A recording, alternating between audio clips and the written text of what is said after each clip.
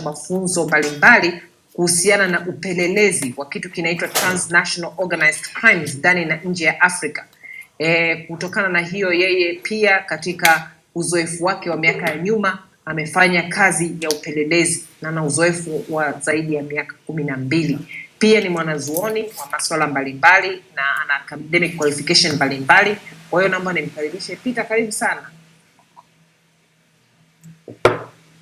Asante sana dada Maria, nakushukuru. Karibu. Leo tunazungumzia usimamizi wa sheria, tukiangalia kwa upana wake swala zima la namna ambavyo jeshi la polisi, ofisi ya DPP na kadhalika imekuwa ikisimamia sheria, na hasa tunaona kwamba kesi ya leo ya Mbowe imeonyesha kwamba kuna mapungufu mengi. Labda kwa kifupi, hali iko vipi? Nakushukuru kwanza kwa swali zuri. Tanzania kama dola manake ina mihimili mitatu. Muhimili wa mahakama, bunge na serikali. Na hii mihimili ipo kwa mujibu wa katiba. Yaani imeanzishwa kwa mujibu wa katiba. Na kila muhimili majukumu yake yameainishwa kwenye katiba. Sasa swala la usimamizi au swala la utoaji wa haki na usimamiaji mzima wa haki kikatiba ni jukumu la mahakama chini ya ibara ya 107A kubwa ibara ndogo ya kwanza. Lakini umezungumza swala la kesi ya Mbowe leo. Hiyo ni kesi ya jinai, iko mahakamani, na mwenye mamlaka ya kupeleka mashauri ya jinai mahakamani ni mkurugenzi wa mashtaka, yani DPP, ambaye ameundwa chini ya ibara ya 59B kubwa ibara ndogo ya kwanza ya katiba ya Jamhuri ya Muungano. Na majukumu yake yameainishwa chini ya ibara ya 59B kubwa ibara ndogo ya pili. Majukumu yake, moja, ni kuanzisha, kuendeleza na kusimamia mashtaka yote ya jinai nchini. Sasa anapokuwa anafanya majukumu yake, amepewa angalizo chini ya ibara ya 59B kubwa ibara ndogo ya 4 A, B na C. Maangalizo hayo ni kwamba kwanza hakikisha anakuwa na nia ya kutenda haki, lakini pia asitumie vibaya taratibu za kisheria kuchelewesha haki kupatikana au kuichezea haki, lakini si azingatie maslahi ya umma. Lakini mwisho kabisa katika utendaji wa majukumu yake ameaswa sana chini ya ibara ya 59B kubwa ibara ndogo ya 5 kwamba anapaswa kuzingatia katiba na sheria. Sasa mashtaka ya Mbowe leo au kuanzia mwanzo jinsi yalivyoanza mpaka akafika mahakamani, kwa maoni yangu mimi kama mwanasheria, hayajazingatia sheria na hayana nia ya kutenda haki. Sasa kama hayana nia ya kutenda haki, maana yake ni kwamba huyu ambaye anatumia kigezo cha kwamba hii ni kesi ya jinai anakuwa anavunja katiba, na ndio maana unaona mawakili wa Mbowe wamekwenda mahakamani kupeleka kesi ya kikatiba ili mahakama iweze kutoa tafsiri ya kikatiba ya mambo kadhaa ambayo yanazunguka kesi hii ya uhujumu uchumi yenye mashtaka ya ugaidi, kwamba yanapaswa kuendeshwaje, yanapaswa kusimamiwaje, wajibu wa mahakama ni upi, wajibu wa DPP ni upi kwa mujibu wa katiba na sio kwa mujibu wa anavyojisikia yeye. Sasa kesi ya msingi inaenda kesho mahakamani kwa maana ya mahakama kuu division ya uhujumu uchumi na rushwa. Kwa maoni yangu mimi, mahakama kesho haitakuwa na kazi kubwa sana ya kutoa uamuzi kwenye kesi hii. Kwa nini? Kwa sababu kwanza, kwa mujibu wa sheria ya uhujumu uchumi kifungu cha 29 kifungu kidogo cha kwanza, Mbowe alipaswa kupelekwa katika mahakama alipokamatiwa, ambako ni aidha mahakama ya wilaya Nyamagana au mahakama ya hakimu mkazi Mwanza.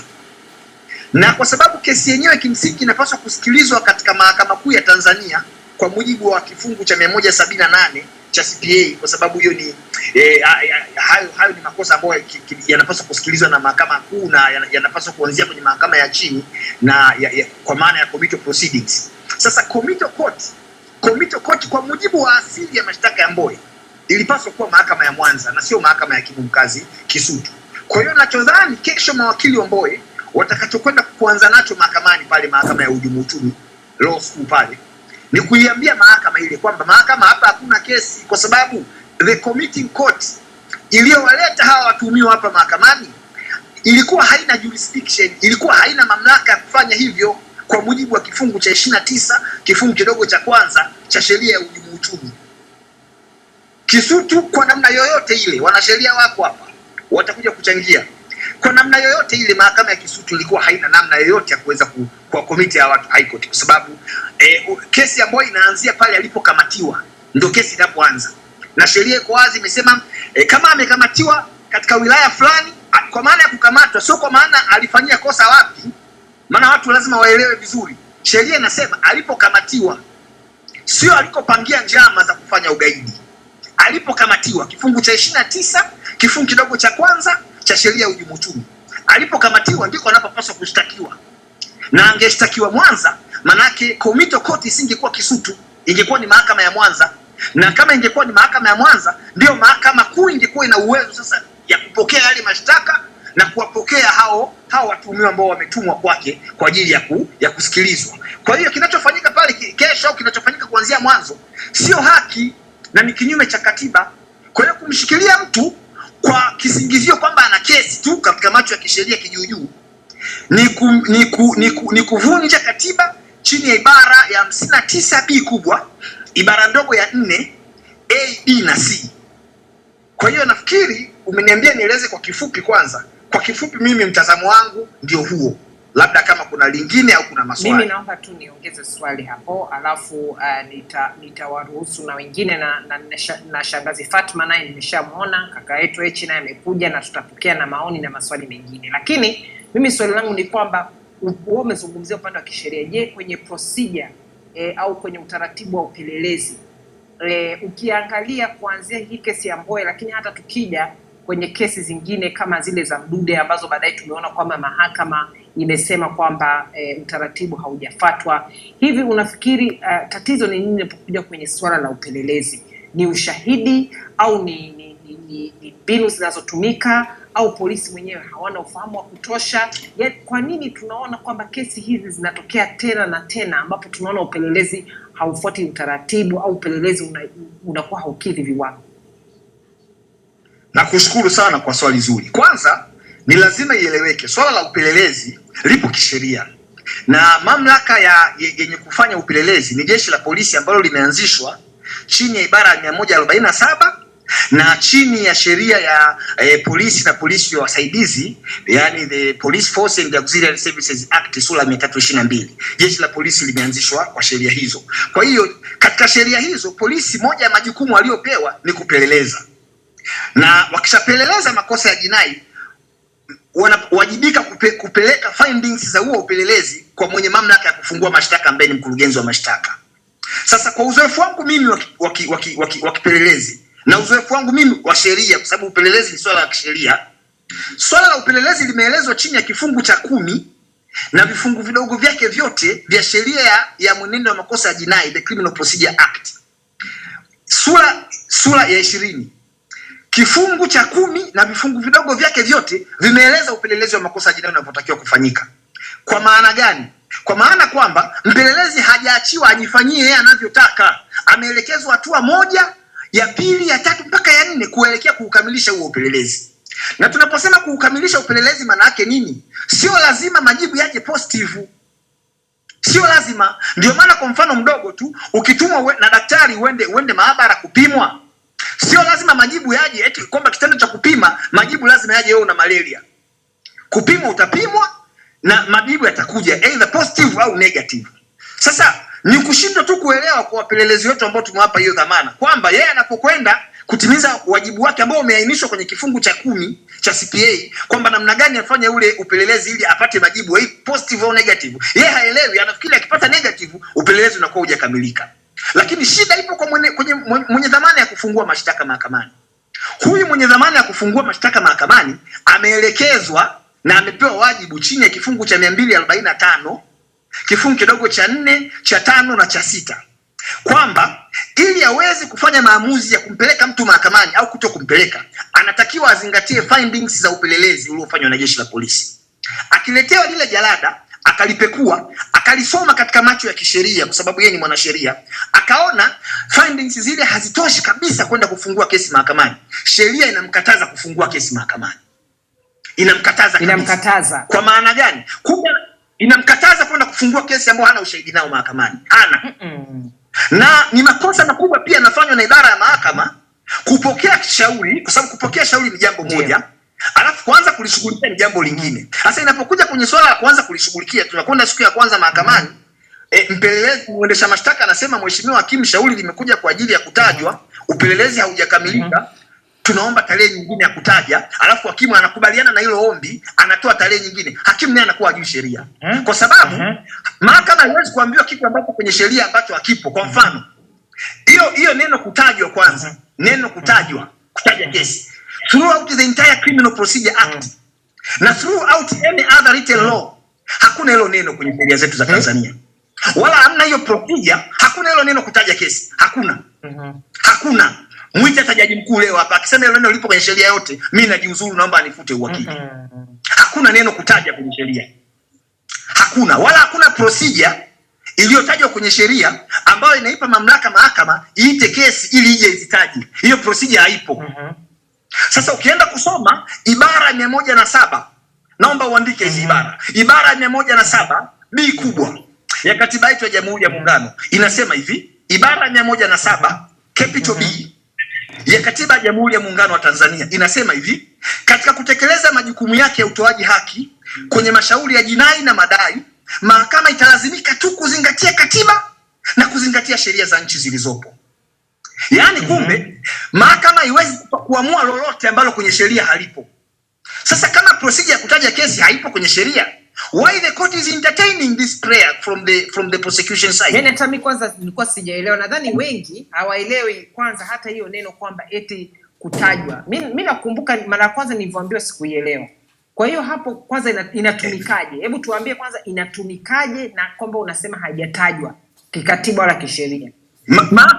Mahakama nimesema mahakama imeanzishwa kwa mujibu wa ibara ya 107A kubwa, ibara ndogo ya kwanza, na majukumu yake yametajwa pale kwenye ibara ndogo ya pili kwamba ni pamoja na kuhakikisha kwamba inatafsiri sheria na kutoa haki.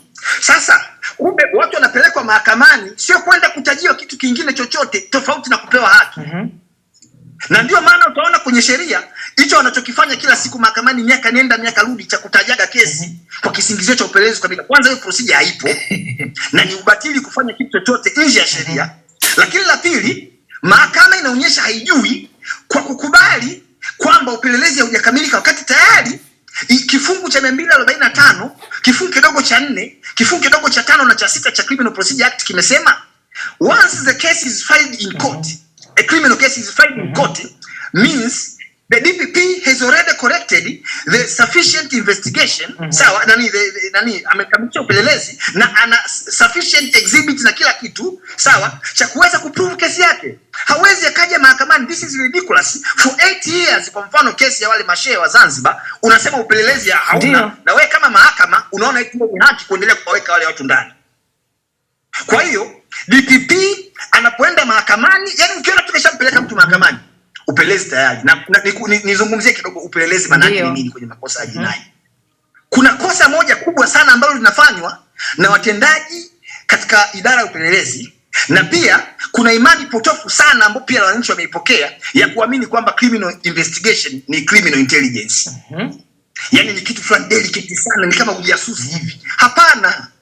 Criminal investigation, upelelezi wa makosa ya jinai, kinachotafutwa pale ni mashahidi na vielelezo ambao kwa namna yoyote ile haiwezi kuchukua siku 2 hujawapata mashahidi. Haiwezi. Kwa sababu nikupe mfano.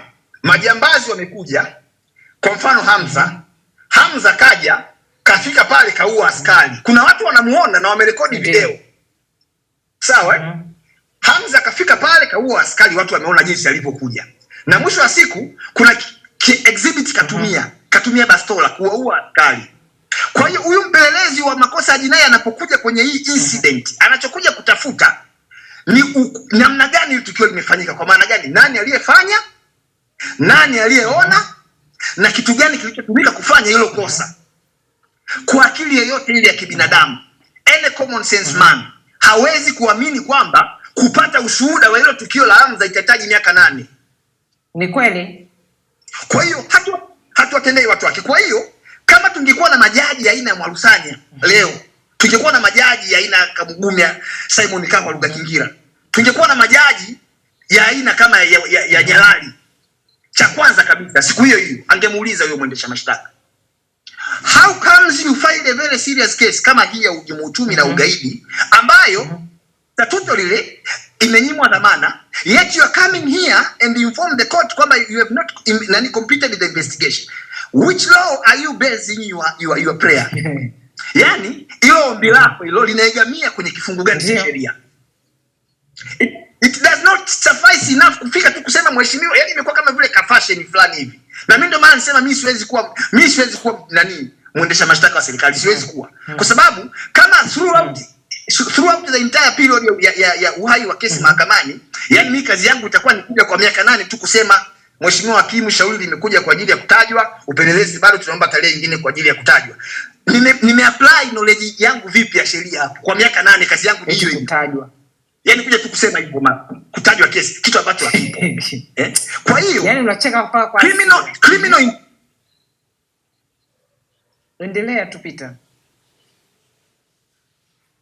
Mama tumekupoteza sijui. Walishaifanya wananchi investigation. Yani upelelezi wa makosa ya jinai. Kwa nini nasema tayari umeshakamilika? Wananchi wameshatuambia aliyemuua, aliyefanya ile tukio ni Hamza. Kidogo. Alifanyaje? Peter. Naona nani mawimbi yako hayajakaa vizuri Peter. Hebu subiri kwanza. Mawimbi yatulie, maana ni kama boti imepata dhoruba kidogo. Mawimbi ya mawasiliano. Haya, tujaribu tena Peter. Okay, Peter naona kaondoka, lakini naomba nije kwako mara moja Fatma, alafu tutarudi, nitakukatiza in case akiweza kurudi haraka, ingawa Peter mara nyingi amepata matatizo sana ya kuconnect. Ngoja amesharudi. Subiri kwanza. Peter upo? Hello Peter?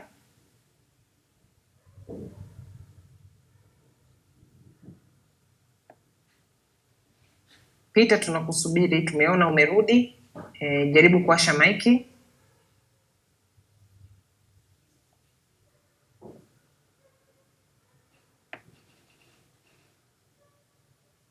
Kama utashindwa urudi na link ile niliyokupa, lakini ngoja nikutumie tena invitation. Hebu gusa tena hapo kwenye maiki tuone kama utaweza kuingia.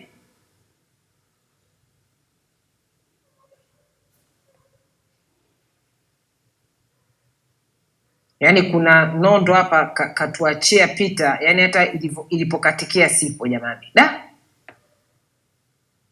Fatma, kumbe kutaja kesi hakuna huko watu wanaenda mahakamani wanaambiwa kesi inatajwa. Mimi sijai kuelewa, ingawa niliwahi kuelezwa, lakini inaonekana hili swala halipo kisheria. Kwenye sheria za makosa ya jinai, pia kwenye sheria za makosa ya madai, hakuna kitu kama kesi kutajwa. Hii ni invention tu ya Waswahili kwa uvivu wao wenyewe. Hawataki kesi ziendelee, hawana uwezo wa kuendeleza kesi, kwa hivyo wameinvent kitu kinaitwa kutajwa kesi, mention. Kwenye sheria za jinai na kwenye mwenendo za kesi za jinai, Criminal Procedure Act, na kwenye Civil Procedure Code, hakuna kitu kama kesi kutajwa. It just doesn't exist. Unakwenda kutaja kesi ili iweje? Ndio nashangaa. Miaka 8 wewe unakwenda tu kesi inatajwa ili iweje? Point ya kesi kuingia kwenye mlolongo wa mahakama ni kwamba isikilizwe, imalizike. Sio inakwenda kutajwa tu. Unahitaji kesi ili iweje? Kila kesi ina stage yake. Kwa hivyo kuna stage ya mwanzo, alafu kuna stage ya katikati na stage ya mwisho. This is how I see it. Stage ya mwanzo ni pleadings zinavoletwa. Kwenye kesi za jinai hizi pleadings zinakuwa information ile inavoletwa, charge sheet na information inaletwa, alafu next unaingia kwenye kutoa ushahidi na kuprepare kesi ya prosecution na kutoa ushahidi, alafu defense inatoa ushahidi, accused inatoa ushahidi, and then hiyo ndio stage ya pili. Stage ya tatu ni stage ya maamuzi. Na kesi za madai stage hizo tatu pia, pleadings, and then kutoka pleadings ndo yale matamshi kwamba na kudai hili, wewe unatoa defense yako and so on. Alafu unafika kwenye kesi kusikilizwa. Baada ya hapo unaingia kwenye stage ya 3, maamuzi. Tanzania kuna kitu kinaitwa baina ya pleadings na kesi kusikilizwa, kuna mediation. Kuna mediation process iliyokuwa upatanishaji. Kwa hivyo jaji anakuwa anajaribu kupatanisha pande zote mbili. Kwa hivyo kuna stage hiyo ya katikati kwenye kesi za, lakini sijawahi kuona mimi kwenye maisha yangu yote nimefanya kazi Uingereza, nimefanya kazi Tanzania miaka 25, hakuna hicho kitu kama kinaitwa kutajwa au mention. It doesn't exist. Ni uvivu wao tu majaji, ni uvivu wa mahakimu, hawataki kuendeleza makesi. Kwa hivyo wanasema basi tutaimention wiki ijayo. Una ili iwaje? Ndio sijaelewa kabisa. Una mention ili iweje? Unanipotezea muda, unanipotezea wenyewe muda. Lakini hata mtumiwa unamnyima haki, Exactly. Kila stage the point is this. The point is this. Kesi lazima iendelee kusonga mbele. Sasa unajua Wakatoliki wana kitu wanaita purgatory. kuna hell, kuna heaven na kuna purgatory. Mention purgatory. I don't know what you call it in Swahili. Purgatory. I don't know what you would know that better. Yes, lakini kwa haraka sikumbukeni wewe. Nitakumbuka baadaye. Yes. Mention ni kama kubaki kwenye purgatory tu. Unabaki kwenye purgatory, uende mbele, urudi nyuma. Uende mbinguni wala uende motoni. Please, kuna msemo wa Kiswahili, ahera hujafika, wala ahera bado hujafika, wala duniani hupo. Wala duniani hupo, ili mradi hupo tu. Unakuwa mention tu.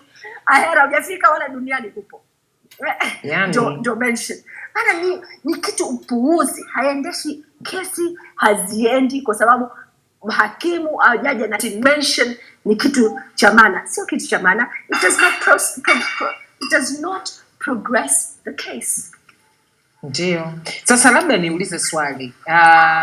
Sasa hivi kuna kama kauli ambayo inaendelea inayosema kwamba Rais Samia Suluhu kapotoshwa na washauri wake, na wanasema kwamba inaonekana kuna kikundi cha watu ambao wamefanya maksudi kama vile kumpotosha, kumpa taarifa isiyo sahihi.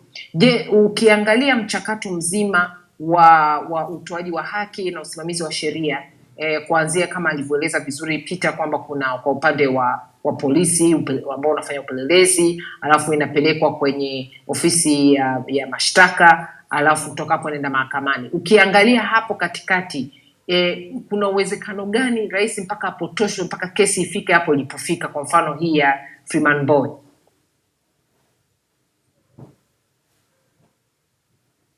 Shangazi upo? Maana leo mawasiliano ni dhogo. Sorry, nipo. Nimesahau turn on the microphone. Tuelewe kitu kimoja. Rais ana washauri wengi mno.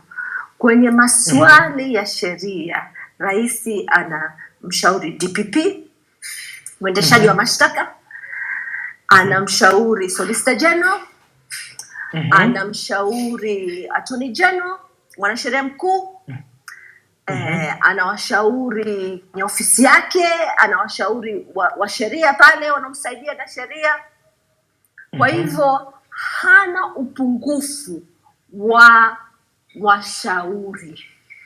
Na sisi wananchi tunampa rais uwezo wa kuajiri washauri wa sheria wengi anataka mwenyewe. Okay? So, hiyo tuelewe kitu cha kwanza. Kitu cha pili, kama rais anapotoshwa na washauri wake, ni wajibu wa rais, ukipotosha washauri wako, utaweza kumwamini tena kukushauri? mara ya pili? Huwezi. Kwa hivyo utamuomba resignation yake kwa sababu kakupotosha. Rais anataka awe na washauri walokuwa anawaamini na wanaweza kumpa ushauri wa sheria uliokuwa wa maana. Sasa kama washauri wanakupotosha na sote tumekaa tunasema rais anapotoshwa na washauri, okay? Ndio. Clearly haoni kama washauri wamempotosha. Maana ingekuwa anaona washauri wamempotosha anawafukuza au sio? Kwa staha anawaomba resignation yao. Kama hutaki kufukuza mtu, mimi nisingependa kumfukuza mtu, ningemuita mshauri wangu kama Attorney General, nikamwambia sikiliza Attorney General, mimi sitaki kufukuza, lakini ningeomba resignation yako. Nipe resignation yako ili nisionekane kama nimekufukuza, right? Ananipa resignation na announce kwamba resignation, kanipa resignation yake na nimefurahi kuipokea. Sio kwamba nimehuzunika, nimefurahi kuipokea. Kuna lugha rais akisema nina furaha kuipokea, ina maana kwamba kila mtu anausikia anaelewa kwamba hii ni forced resignation. Lakini rais akisema ninahuzunika kuipokea, ina maana kwamba sio forced resignation, yule bwana alitaka mambo mengine. Umeelewa? Kuna lugha fulani za political language which in civilized societies watu wanaelewa maana yake. Ndio wanaelewa kwamba bwana huyu katimuliwa, lakini hatusemi hivyo. Lakini katimuliwa. Umeelewa? This is sophistication. Kuna sophistication in language. And kwa hivyo kuna ile kustaafu, kuna ile zamani walikuwa natumia wazee walikuwa nasema kastaafu kwa manufaa ya umma. Kastaafu kwa manufaa ya umma. Kwa hivyo mtu unampa stara. Unampa stara, lakini society nzima inaelewa. Jamii inaelewa kumetokea nini. So kwa nini tunasema kwamba kapotoshwa? Yeye mwenyewe haoni kama kapotoshwa. Anaona sawa. Anaona sawa, mimi tu sielewi. Unajua mimi inanikera watu wanatia maneno kwenye mdomo wa rais. Look at her actions. Hajapotoshwa. Yeye hajapotoshwa, whatever, hajapotoshwa.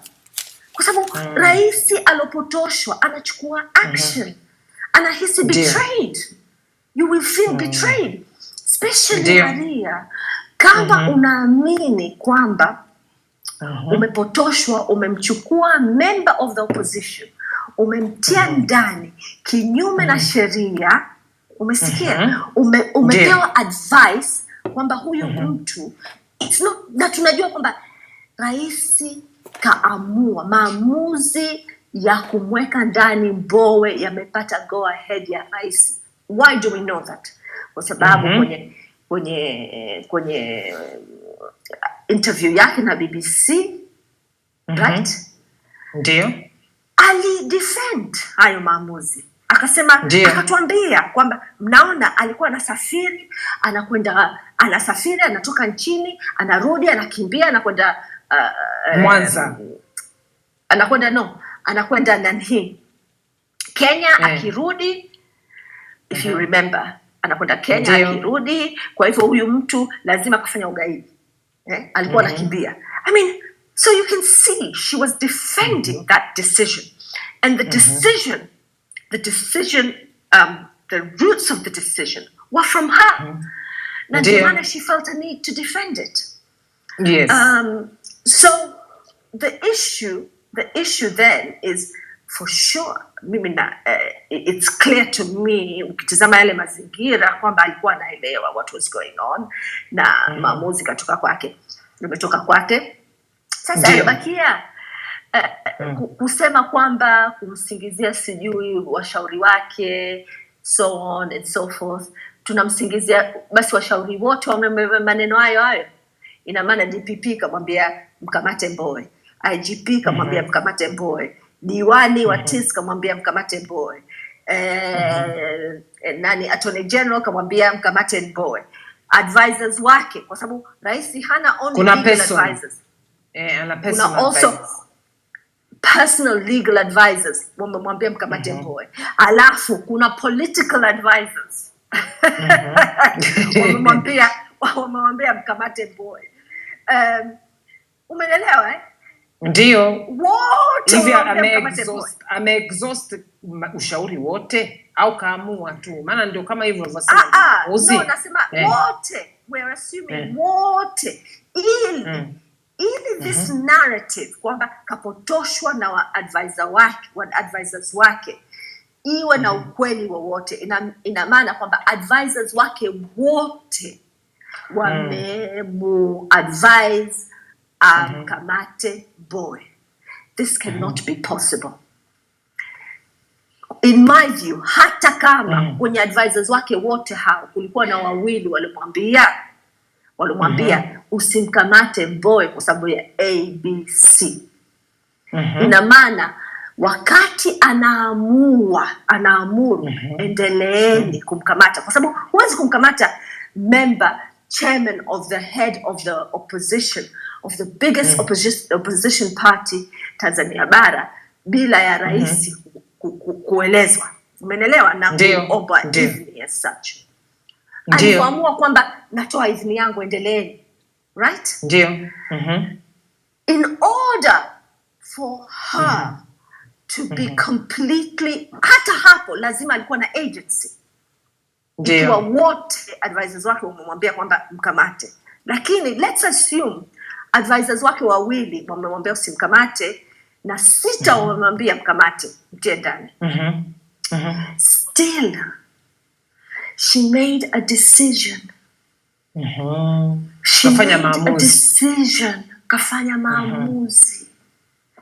Advice, ushauri unapewa to my friend. Mwisho wewe, the buck stops with the president. Ushauri, wale ni washauri tu.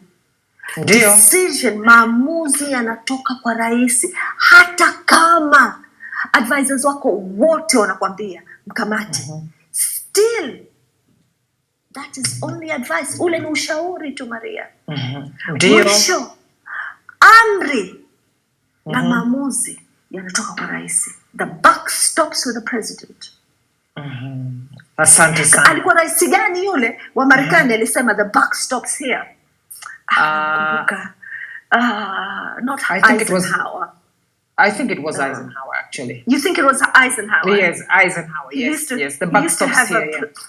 A plaque on his desk. Ilikuwa inasema the buck stops here. Kujikumbusha kila siku kwamba mwisho bakuli nasimama hapo, kila kitu. Mzunguko unasimamia anything that happens, he is accountable for and he is responsible for. Hawezi kumrushia mtu mwingine lawama. Asante sana shangazi, tutarudi. Lakini naona Madeleka umerudi. Peter, karibu sana. Pole kwa nani mawimbi haya. Maana kulikuwa asante sana. Tulikuwa tunaongea na shangazi kuhusu kupotoshwa kwa rais, lakini hebu maliza kwanza. Ulikuwa unazungumzia swala zima hili la utaratibu na hili la kusema kuna mention. Sawa. Sasa nimeshasema kwamba kesi inapofika mahakamani, na sio mimi nimesema, sheria ndio inasema hivyo. Ikishafika kesi mahakamani, kesi inapaswa isikilizwe na itolewe maamuzi. Na kama kesi haiwezi kusikilizwa, basi kuwepo kuna sababu ambayo inakubalika kisheria kwamba leo kesi haiwezi kusikilizwa.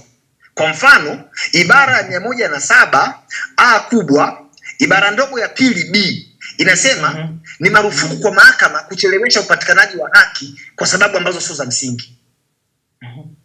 Sasa upelelezi kutokukamilika, hiyo sio sababu ya msingi. Kwa sababu sio jukumu la mahakama kukamilisha kesi, sio jukumu la mtuhumiwa kukamilisha upelelezi, sio jukumu la mtu yote zaidi ya mpelelezi na mwendesha mashtaka wake. Kwa sababu kwa mujibu wa katiba na kwa mujibu wa sheria ya mashtaka, DPP ni coordinator wa upelelezi, ni coordinator. Kwa hiyo anakuwa involved kwenye hatua moja mpaka nyingine kwenye swala la upelelezi. Kwa hiyo wanapokuja mahakamani wakasema kwamba mheshimiwa, tunaomba kesi leo isisikilizwe au isiingie katika hatua fulani ambayo inaelekea kwenye utoaji wa haki kwa sababu upelelezi haujakamilika, mahakama inapaswa itumie ibara ya 107 capital A ibara ndogo ya pili kukataa hiyo sababu. Kwa sababu tayari kesi ikishaletwa mahakamani, upelelezi tunaambiwa kwa mujibu wa sheria umeshakamilika. Na the contempt of the court, it has to be taken considered as contempt of the court, kuja kupoteza muda wa mahakama kwa kusema uongo. Mimi najua upelelezi, nimefanya upelelezi umeshakamilika, ni uongo unaposema hujakamilika. Ni maana yake unatumia vibaya tu. Unadanganya afu kwa kisingizio kwamba hii ni kesi ili huyo mtu ateseke kwa sababu unajua hiyo kosa halina dhamana. Kwa hiyo mahakama ikiwa brave enough inaweza ikamwambia wewe mpelelezi, kwani sheria wewe inakutaka ufanyaje huo upelelezi? Upelelezi wa jinai unafanyika chini ya kifungu cha 10. Naomba watu waandike hivi vifungu hapo waje prove me wrong. Kifungu cha 10 na vifungu vidogo vyake vyote karibia vya Criminal Procedure Act vimeeleza CPA hiyo inaita, si ndio? Criminal Procedure. Yes, Criminal Procedure Act inasema akishapata taarifa ya kutokea tukio fulani la uhalifu, hatua ya kwanza anatakiwa aende kwenye hilo tukio, aende. Sasa anaposema upelelezi haujakamilika, hakimu lazima amuulize hatua ya kwanza. Kama hujaenda huwezi kukamilisha upelelezi. Hatua ya kwanza utakuwa hujaifanya. Hatua ya pili ni kuwaita mashahidi. Uliwaita? Kama uliwaita sasa unasemaje upelelezi bado? Na kama hujawaita upelelezi utakamilikaje? Hatua ya tatu, kuna maelezo yote umeshaandika yao uliowaita kusaidia kukupa taarifa ya namna hilo tukio lilivyofanyika. Kama hujafanya hiyo huwezi kukamilisha upelelezi. Kwa hiyo kitendo cha kutokamilisha upelelezi mahakamani ni inefficiency ya upelelezi kinyume cha sheria. Kwa sababu kawekewa hatua zote afanye. Akizifuata zote hizo lazima arrive kwenye conclusion, kwenye hitimisho kwamba hii sio kesi. Sasa swali hapa namuona hapa Happiness anauliza, why does the court not cut this off? Hii amesema cut off this, hii kupeleka. Anasema ni wrong in all aspects of violating rights. Kwa nini mahakama isiseme sasa? Kitu gani kinazuia mahakama isiseme kwamba basi sasa ndio Maria nimesema hivi. Kwanza mahakama imeundwa kwa mujibu wa katiba na kwa mujibu wa sheria. Na majukumu ya mahakama na mamlaka ya mahakama yametajwa kwenye sheria. Sasa ukiona kama hakimu hawezi kutumia mamlaka aliyopewa kwenye sheria kutoa uamuzi fulani, whether unaomnufaisha mtuhumiwa au usio mnufaisha, lakini yeye akashindwa kutoa maamuzi, maana yake huyo hakimu hajasoma sheria vizuri. Sisi hapa mawakili, Fatuma anajua, sisi hapa mawakili ni sharti kabisa la kisheria kwamba kabla hujahuisha leseni yako kwa mwaka unaokuja, lazima uwe umefanya continued legal education na ukapata points 10 ili kuweza kusharpen mind yako ya kisheria. Usije ukawa unaishi kama mtu yule aliye graduate miaka 60 huko alafu kumbe mambo yameshabadilika. Bahati mbaya sana hii requirement haipo kwa majaji na mahakimu. Yaani ukishakuwa tu hakimu na jaji umesha graduate, huwajibiki wewe kisheria tena kwenda kusoma, whether ni seminar wala nini. Lakini mimi na Fatuma tusipohudhuria CLE point wanaita continued legal education, hizo seminar tusipozihudhuria, mwakani mimi siwezi kuwa wakili kwa sababu lazima ni prove kwamba mimi niko competent. Ndio. Kwa hiyo mahakama inapokuwa inashindwa kabisa, yani mimi nagombana kila siku na majaji na mahakimu mahakamani, na muonyesha sheria, yeye hataki kuifuata hiyo sheria. Hataki. Na muonyesha sheria imeandikwa hivi na sheria sijatunga mimi. Sheria sijatunga mimi. Sasa kuna hili swala niligusie kidogo kabla network haijakatika na watu wengine hawajaingia. Ni muhimu sana watu wakajua. Criminal intelligence na criminal investigation hivi ni vitu viwili tofauti. Criminal intelligence, yani ujasusi wa jinai, ni umbea, ni ushushushu. Unatumwa nenda fulani, nenda katuletee umbea kule. Wanasemaje kule? Hiyo ndio intelligence. Bila wao kugundua. Na inatakiwa iwe siri, usijulikane kabisa. Hiyo ndio intelligence. Na criminal intelligence inatakiwa itumike kufanya proactive measures za kuzuia tukio lisitokee kama linaleta madhara kwa watu. Yaani kwa mfano, intelligence ipaswa kutumika zaidi kujua huyo Hamza ni nani kabla hajaenda kuua wale askari pale. Alafu angemjua angeenda kumzuia ili asiwaue. Pale ndio tunahitaji intelligence.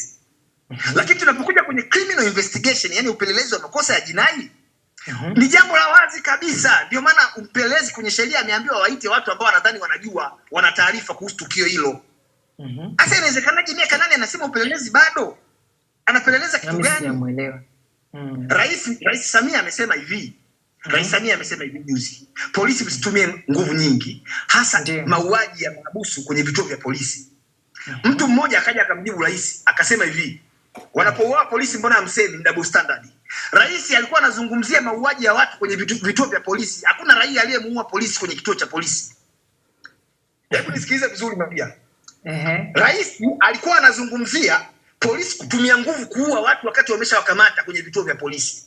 Yaani huyo mtu umeshamfunga na pingu kama mdogo wake Heche, umeshamfunga na pingu, yuko tayari ndani ya kituo cha polisi, kinalindwa, alafu unamchoma singi anakufa. Ndio rais kakataza hao mambo. Kwa hiyo rais hajasema kwamba raia ni sawa sawa wakawaua askari, hapana. Na huyo aliyemwambia rais kwamba eti ni double standard, mbona polisi wakiuawa watu hawasemi haki za binadamu? Rais alikuwa anazungumza matumizi ya nguvu ya polisi dhidi ya raia wanapokuwa ndani ya kituo cha polisi.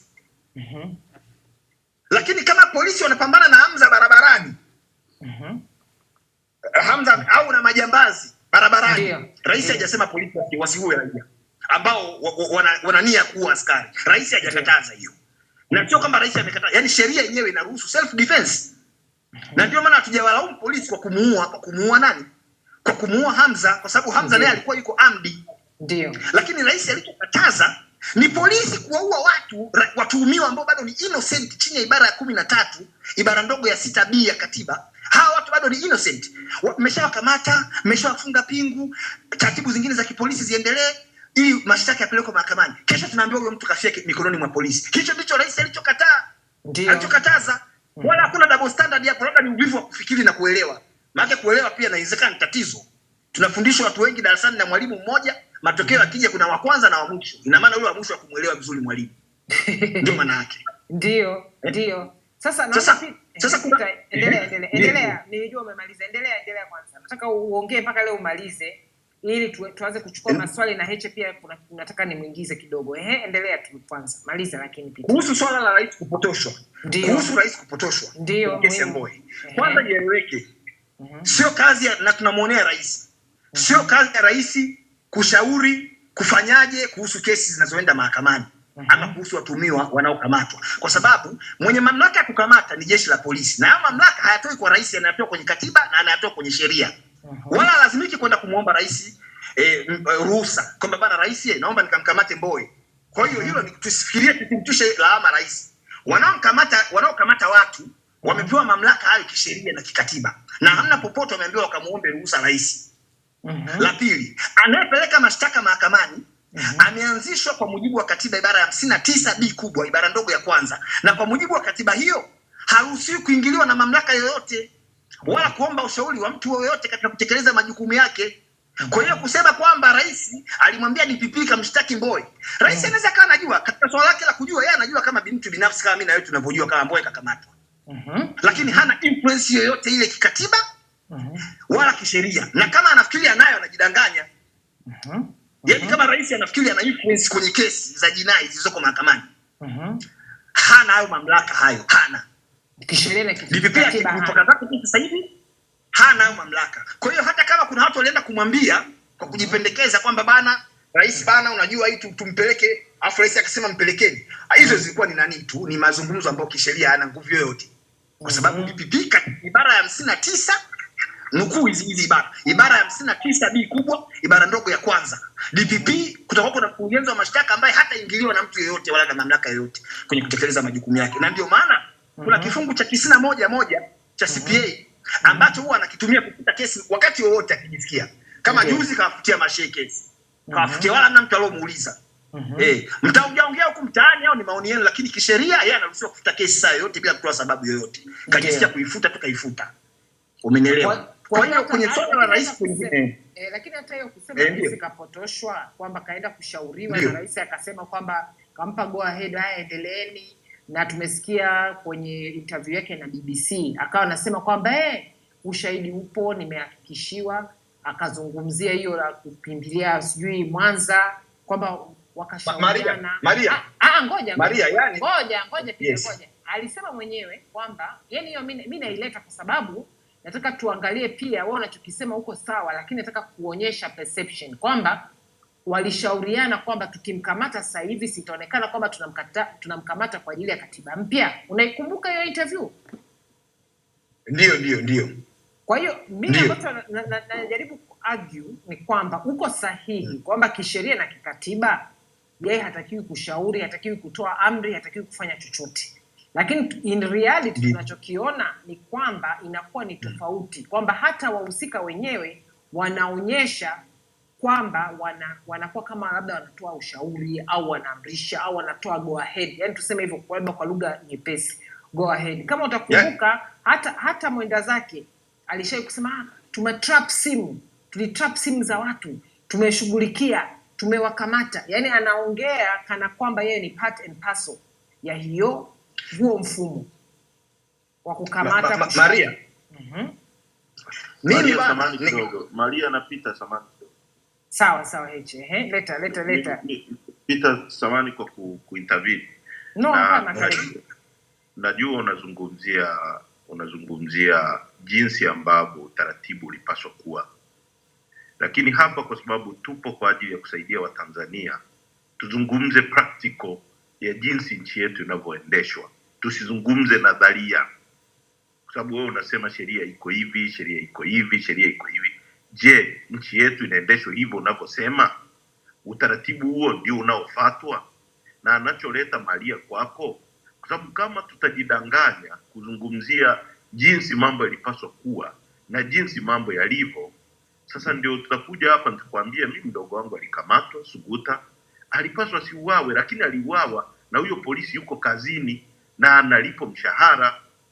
Leo umemwona waziri wa maji anakwenda sehemu anasema rais ametoa hera. Rais anatoa wapi hera?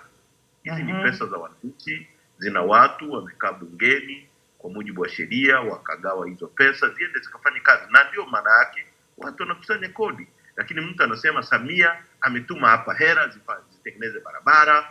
Sasa tunazungumza practicability ya vitu vinavyokuwa applied kwenye nchi yetu ili tuvirudishe kwenye normality.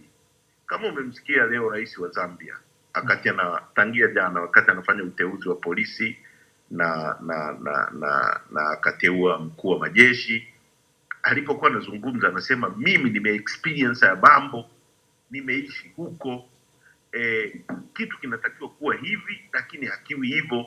Akasema kuanzia sasa ni marufuku kukamata mtu kama upelelezi hujakamilika.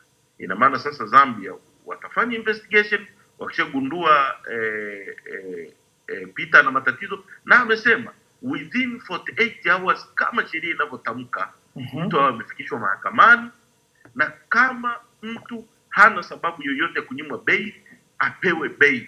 Sasa mimi nataka Peter uzungumze, utueleweshe, usizungumze nadharia brother, na kuelewa unavyojitahidi kufafanua vitu. Zungumza practical kwamba kiongozi mkuu wa upinzani amekuwa mbunge miaka 20, amekuwa kiongozi mkuu wa upinzani kwenye bunge letu for 10 years.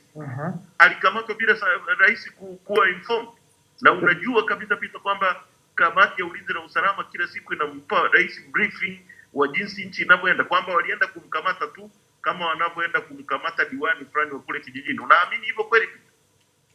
Na wakampeleka tu wakamchaji tu na kesi ya terrorism, na leo yuko ndani, rais alikuwa ajui. Kweli iko hivyo? Na kwanza procedure pia zimekosewa. Lakini hebu ijibu kwanza, alafu naomba pia Peter nikuletee, kuna maoni watu wameni inbox, wengine wameniandikia kuhusiana na point yako hiyo inafanana kidogo na hiyo, lakini endelea. Sawa. Dada Maria na kaka Yeche iko hivi. Najua ili jukwaa limeanzishwa hapa kwa ajili ya kujadili mapungufu mengi sana ya kisheria ambayo yanasababisha haki za watu kupotea. Ndio. Lakini kila mtu hapa mmoja ukimuuliza kuna mapungufu gani, yani wewe umekutana na zahama ipi, atakwambia mimi nimefanywa hivi. Lakini ukimuuliza msingi wa hayo malalamiko yako kwamba unaamini umetendewa haki kisheria sasa, unajua hicho kifungu cha sheria? Wengi hapa hawajui. Kwa hiyo najaribu kukupa wewe sababu ya kumwambia huyo mtu anayekufanyia kitu ambacho sio sahihi kwamba uwe na nguvu za kumwambia bana, kifungu hiki kinasema hivi, sio hivyo. Wewe hujui, mimi unajua. Kwa hiyo mimi sikosei hivi ninapozungumza, na wala sipingi kwamba watu hawajafanywa vibaya. Watu wamefanywa vibaya. Sasa tunataka kuwapa capacity building kwamba yani hata anapofanywa vibaya ajue sasa ni kifungu kipi ambacho kimekiuka ili yeye afanywe. Yes. Yani huyu anemfanyia vibaya ajue. Sasa kuhusu swala la rais, nimesema rais wao wanakaa vikao, wasikae wafanyaje. Kisheria haina mashiko. Mimi sijasema hawajakaa, inawezekana walikaa kweli wakashauriana, lakini kwenye macho ya sheria walikuwa wanashauriana vitu ambavyo havina maana kwenye sheria, kwa sababu DPP kumshtaki mtu hahitaji kwenda kumuomba kibali rais kama katiba inavyosema. Sasa kama yeye alienda kumuomba kibali rais, ni yeye mwenyewe na sijui alikuwa anatumia sheria gani. Umeona eh? Kwa hiyo mimi sijasema kwamba hawajakaa au walishauriana, sababu rais mwenyewe kathibitisha kwamba ana taarifa zote kuanzia Mboya alichokifanya mpaka mwisho. Kwa hiyo yeye anaamini kabisa na kwa namna ambavyo vyombo vyake vimemshauri, lakini sio hayo aliyotamka rais kwamba yana nguvu kisheria. Hayana nguvu yote kisheria. Rais yawe anajua au asijue, hiyo ni kazi ya DPP na DPP haingiliwi. Na ndio maana tukisha kusema na ndio maana Fatma akasema kwamba hasa kwa nchi hizi za wenzetu basi kama ni ushauri au ni hatua au ni whatever kakosea, anatakiwa ajiuzulu. Ndio hicho ambacho anasema Fatma. Yes, yani kwamba mimi sioni kosa rais kueleza maoni yake anavyojua au alivyoshauriwa. Hatuwezi kuzuia watu wasimshauri au wakae vikao. Lakini tunachokijadili hapa, hizo vikao wanavyovikaa vipo kwa mujibu wa sheria, ili kesho tunapomwambia kwamba umekosea hapa na sisi tusije tukaonekana wajinga kwa kukosa kifungu ambacho kinatupa sisi haki ya kulalamika. Ndio ninachokifanya mimi hapa. Kwamba ukisimamisha useme hapana, hii sio sahihi kwa sababu ya kifungu hiki kimekiukwa. Lakini nakubali kabisa kwamba tukisema kila mmoja hapa hawezi kutoa ushuhuda wake wa namna ambavyo hajatendewa haki kwenye mambo mbalimbali, kila mtu hapa hawezi kushindwa kuongea. Ataongea, mimi nimefanywa hiki kwenye hiki, Fatuma amenyang'anywa leseni yake katika uwakili bila kufuata utaratibu. Kila mtu ni victim wa circumstances mbalimbali.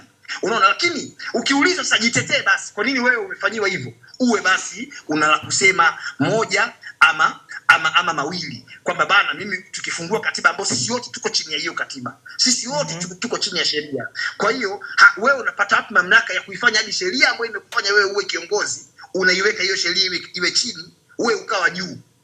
Sheria inapaswa iwe juu, iwe chini. Ndio Maria, ni kweli Peter, nashukuru. Lakini kuna maoni mengine.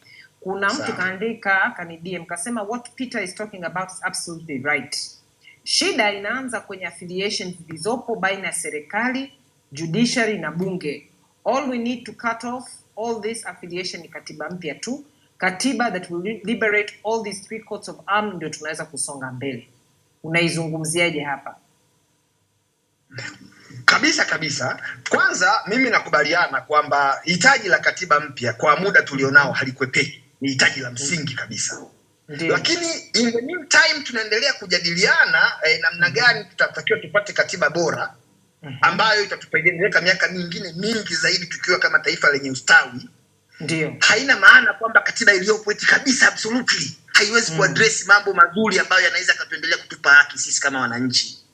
Yani haya mambo ambayo yanafanywa na hawa watu hayafanyi at the pretext kwamba eti katiba ni mbovu to that extent, kwamba eti katiba haijasema mamlaka ya DPP ni yapi, eti katiba haijasema kabisa hii ndopo kwamba mpelelezi anatakiwa afanye nini kwenye kesi ya jinai, eti katiba haijasema kabisa mahakama inatakiwa ifanyaje. Hapana, yako mambo ambayo hata kama tunajadili katiba mpya kipindi cha mpito hiki, katiba hii iliyopo inaweza kaaddress, na kama yakiheshimiwa yatasaidia sana kupunguza changamoto hizi tulizonazo. Lakini na hiyo pia haimaanishi kwamba tunatakiwa tuendelee na hii katiba. Hii katiba imeshapitwa na wakati, namna ilivyotungwa inaacha maswali mengi, na hiyo ni moja ya sababu ambayo inafanya sasa watu wadai katiba mpya. Kwa hiyo mimi nakubaliana kabisa kwamba tunataka katiba mpya, lakini hata hii katiba iliyopo kwa sasa yako mambo mazuri ambayo yanatakiwa kuheshimiwa, na ndio maana ukienda ukasoma ibara ya 26 ibara ndogo ya kwanza, ibara 26 ibara ndogo ya kwanza inasema kila mtu anao wajibu wa kuheshimu na kuitii katiba ya nchi na sheria nyingine zilizopo. Yaani mimi na wewe tumepewa wajibu wa kuitii katiba. Kwa hiyo pale ambako katiba inasema hivi, hatuna option zaidi ya kufanya vile ambavyo katiba imeelekeza. Lakini ibara ya 26 ibara ndogo ya pili imesema kila mtu anayo haki ya kufungua, ya kwenda mahakamani kufungua kesi anapoona katiba inavunjwa au imevunjwa au inaelekea kuvunjwa. Hiyo ni haki ya kila Mtanzania, kwa sababu wajibu wa kulinda katiba ni wa kila mtu, sio wanasheria peke yao. Umeona? Sawa. Kwa hiyo sawa. Yeah. Sawa Peter. Nashukuru, naomba ukae standby, kuna maswali mengi najua utaulizwa, lakini naomba mara moja nimwingize hapa kakaangu Heche. Heche, mimi swali langu kwako ni kwamba tumesikia kutoka kwa Peter swala hili la utaratibu uliotumika mpaka wamekuja kumpa kesi Mbowe ya ugaidi. Mojawapo ulikizungumzia, nakumbuka kwenye space moja, ni namna ambavyo mlikuja kukamatwa na watu ambao wamewakamata hawakuonekana kama ni polisi. Labda hiyo kidogo tuzungumzie, kwa sababu Peter pia amesema kwamba kwa sababu alikamatiwa Mwanza, basi ilitakiwa hata ile kesi ianze, kama ilikuwa ni hiyo ya ufisadi, basi ilitakiwa iendelee kwa kesi za chini za pale Mwanza kwa mfano. Hebu tueleze mazingira yale, kwa sababu hata nadhani mazingira yale aliyofikishwa dai yenyewe kidogo ni ngumu. Wewe mwenyewe ulikuwa ni mhanga wa usiku ule wakati wanakamatwa. Hebu tukumbushe kidogo kwamba utaratibu ulikuwa vipi, na je, mlikuwa mnajua kwamba mnakamatiwa nini? Ilikuwa wazi kwamba kuna swala la ugaidi au swala la uchumi, au mlikuwa mnawaza nini au mmesikia nini wakati mnakamatwa? Maria, bila shaka ulikuwa unaongea na mimi. Ndio, nilikuwa naongea na wewe, semani sana. Nimesikia mwishoni sana. Sasa kukamatwa, yani kule usiku wa kukamatwa Mbowe, ambapo na wewe ulikamatwa, nakumbuka wote mlikamatwa na mlikuwa sehemu moja. Yes. Actually ukisema tulikamatwa, nimekuwa nikiinsist ili muelewe tulitekwa, hatukukamatwa sisi. Sawa. Ukamataji kama wanasheria na watu wengine wanavyojua una procedure. Unapotaka kumkamata mtu lazima utumie procedure, kwamba unakuja unajitambulisha kwake na unamwambia makosa ambayo unamtuhumu na unamweka chini ya ulinzi na unampeleka sehemu inayotakiwa. Lakini sisi kama ambavyo nimeeleza mara nyingi, tulikuwa na kongamano nafikiri ilikuwa tarehe 22. Ndio. Tarehe 21 jioni tulikutana kwa mwanachama wetu mmoja ambaye alikuwa ameandaa chakula na kinywaji. Basi tukakaa pale mpaka usiku kabisa, ilikuwa kwenye saa 7 saa 8 ndio tukarudi kwenda kulala. Kwa hiyo mimi nilikuwa naendesha gari ambalo mwenyekiti alikuwa amepanda na mimi pamoja na mwenyekiti wa chama wilaya ya Nyamagana. Tulikuwa watu watatu. Tumefika pale, tulikuwa tunaongozana baadhi ya magari ambayo mojawapo alikuwemo Dr. Witama na jingine alikuwemo mwenyekiti wa vijana. Kwa hiyo wamefika pale, nikawashusha wanapanda hotelini. Mimi nika nimebaki kwenye steering ya gari, wao wakapanda kwenda gorofani huko mwenyekiti alipokuwa amefikia. Na kwa sababu mimi tulikuwa na yule bwana tunaelekea Nyegezi, kwa nikana msubiri kwa sababu alimsindikiza mwenyekiti kule chumbani kwake ili ashuke tuondoke. Basi ndio hao watu wakavamia kama vile ambavyo nilishaeleza, wakaniterrorize pale, wakaniharas, na yule bwana akawa ameshashuka naye wakamkamata, wakatuingiza kwenye gari. Hawakujitambulisha? Hakuna. Mimi nilidemand sana wajitambulishe. Lakini walikuwa wakali sana na wakatukana matusi, tena kwa kunimention jina. Wakaniingiza kwenye gari yao, na gari hiyo ilikuwa na namba za DFP, kwa hiyo ilikuwa ni ngumu pia kutambua kama ni gari ya polisi au nini. Kwa mimi DFP kwa wale ambao hawajui ni donor funded project. Yaani ina maana kwamba ni mradi uliofadhiliwa na wafadhili hawa wa kimataifa, wakina Danida na wengine. Haya, tuendelee. Kwa hiyo mimi nikaenda kutambua kwamba niko kituo cha polisi tuliposhushwa, kwa sababu walikuwa wanatufunga macho. Kwa hiyo walipotushusha pale ndio kila mtu nikagundua tuko kituo cha polisi Central pale Mwanza. Sasa na wengine walikamatwa hivyo hivyo na mwenyekiti. Mimi sasa sikujua kilichoendelea, kwa sababu kishafika pale nikaingizwa mle ndani mpaka kesho yake kwenye saa 6 mchana ndio mimi nikaanza kudemand kutaka kujua kwa nini wamenishikilia kuanzia usiku mpaka muda ule bila kuniambia chochote na bila mimi kuandikishwa chochote. Na maana yake ni nini Maria? Maana yake kwa mfano ingetokea mimi nimefia mle kituo cha polisi, kwa sababu nilikuwa siko kwenye registration ya aina yoyote pale. Wangeweza kunichukua wakaenda wakanidampu popote, alafu wakasema mwili wangu labda umeokotwa popote, labda hapo ulikutwa umekufa na nini. Kwa hiyo vitu kama hivi vinatokea sana. Kwa mimi labda nikuulize hapo kwamba wakati unaingizwa kulikuwa na mazungumzo yote ambayo uliyasikia labda kuhusiana na hao waliokamata ambao hawajitambulisha? No. Siku 4 mpaka natoka mle, hata kuhusu kwamba mwenyekiti alikuwa amefunguliwa kesi ya ugaidi nilikuwa sijui. Kwa sababu siku hizi kuna utaratibu wa kwamba ukikamatwa na polisi ukiwa mtu wa Chadema wanakurestrict kutoka kwenye haki zote.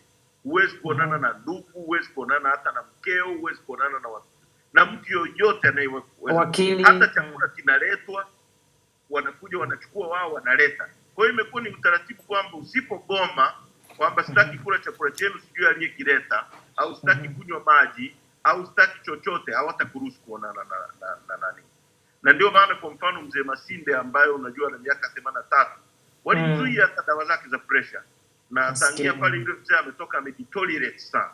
Maskini. Sasa hajarecover vizuri. Kwa hiyo siku 4 zote hajameza dawa za pressure wala za sukari. Kwa sababu amezuia ndugu zake kumsogelea wala kumwona. Kwa hiyo kwa kifupi hata wakati unaachiwa, kwa sababu nakumbuka ulipata mpaka matatizo ya kupumua, ulikuwa unaachiwa, lakini sio kwamba ilikuwa ni dhamana au kulikuwa na kesi. Yaani maana nisijaona hata kama kuna kesi mahakamani, ni kwamba mmekuachia tu. Mpaka leo hatujai kuitwa. Tuliambiwa twende tutanania, hata walienda wakakagua nyumbani kwangu, wakachukua t-shirt yangu, wakachukua iPad, wakachukua. Kwa yani ni kwamba wale watu wanakukamata, halafu wanaanza kukutafuta waone kama wanaweza kukuta na kosa lolote. Ndio maana kwa mfano kama unaniambia mimi umenifungulia kesi, si lazima useme ni kesi ya nini. Unapokuja kuchukua iPad yangu, lazima uniambie hii iPad tunaichukua ili tukafanyie investigation fulani, tunahitaji kitu fulani kutoka huko. Lakini mpaka sasa wanayo, labda wanajitahidi watafute kosa kama wanaweza kulipata kwenye hiyo iPad wanifungulie kosa. Ndio. Kwa hiyo ni kwamba wanakukamata afu wanakutafutia kesi. Wanakukamata, wakienda kukusachi labda nyumbani kwako, labda wakukute na kitu chochote, wafungue hiyo kesi walioenda ambao wamekuta hapo nyumbani kwako. Lakini sio kwamba wanakuwa na taarifa kwamba tayari wamejiandaa, wanajua Heche ni mhalifu sehemu fulani, tumkamate ili tumfungulie kesi fulani. Hamna kitu cha hivyo. Hamna kitu cha hivyo. Kwa hiyo endelea malizia tu.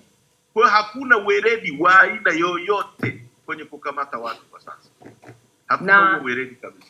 Na hapa kuna maoni ambayo nimeyapokea, ambapo mtu amenitumia message anasema mimi naona tatizo ilianza kwa mwenda zake, aliset precedent ya kuignore katiba na sheria na ikaonekana ni kawaida tu, na yeyote aliye question alijihatarishia usalama wake na sarakasi zote zikaanzia hapo. Ndio maana hata leo hakuna anayeheshimu sheria, sio polisi, mahakama wala bunge. Unafikiri kwamba hali ni ile ile au hali imezidi kuwa mbaya?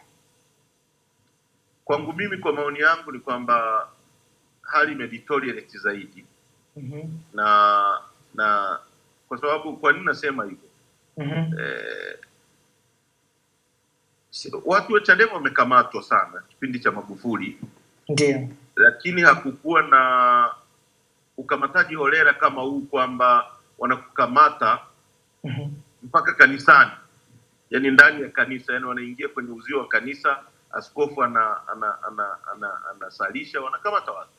Ndio. Wanaenda wanakaa nao siku 5, siku 6 bila kujali kelele wala nini watu wanachozungumza. Kwa hiyo nafikiri labda IGP Siro tamaa yake na kiu yake ya kuonea watu ilikuwepo. Labda alikuwa na hofu fulani. Lakini hofu ambayo nafikiri kwa sasa hana.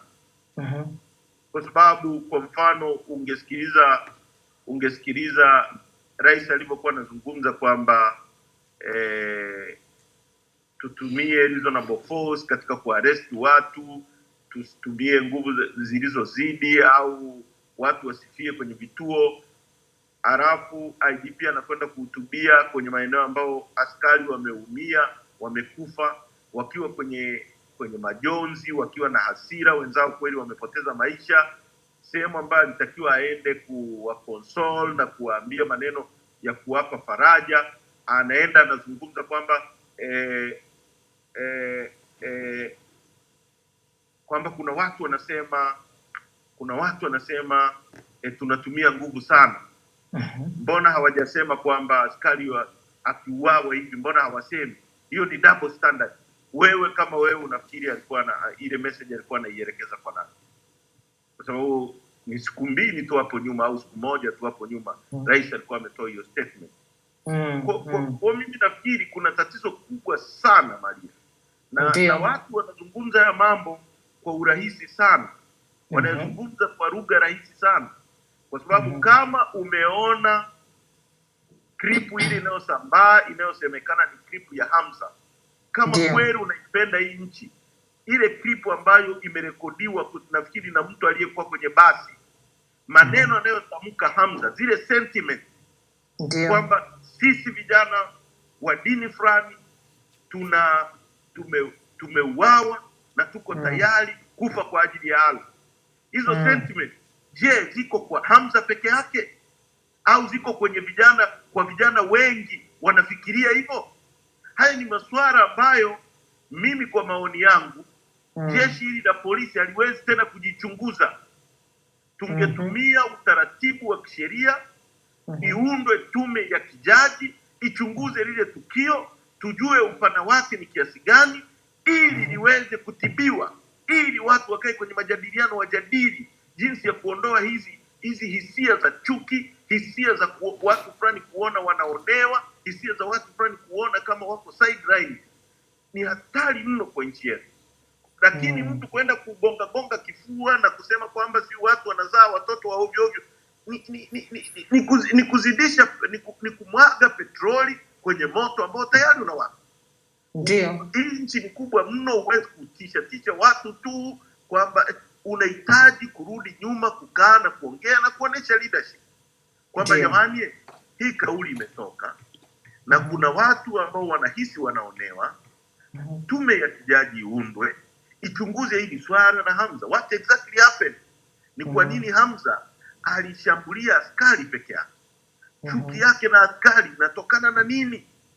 Haya mambo yote yatoke kwa uwazi, wa Tanzania waambiwe na tuone namna ya kutatua matatizo haya. Sasa kama kuna watu wengi wameumizwa, watu wengi wanalalamika, watu wengi wanahisi wanaonewa, watu wengi wanahisi wanabambikiwa kesi. Amezungumza hapa wakili Madereka. Amezungumza kwa kirefu sana kuhusu kwa mfano kesi ya mwenyekiti Mbowe.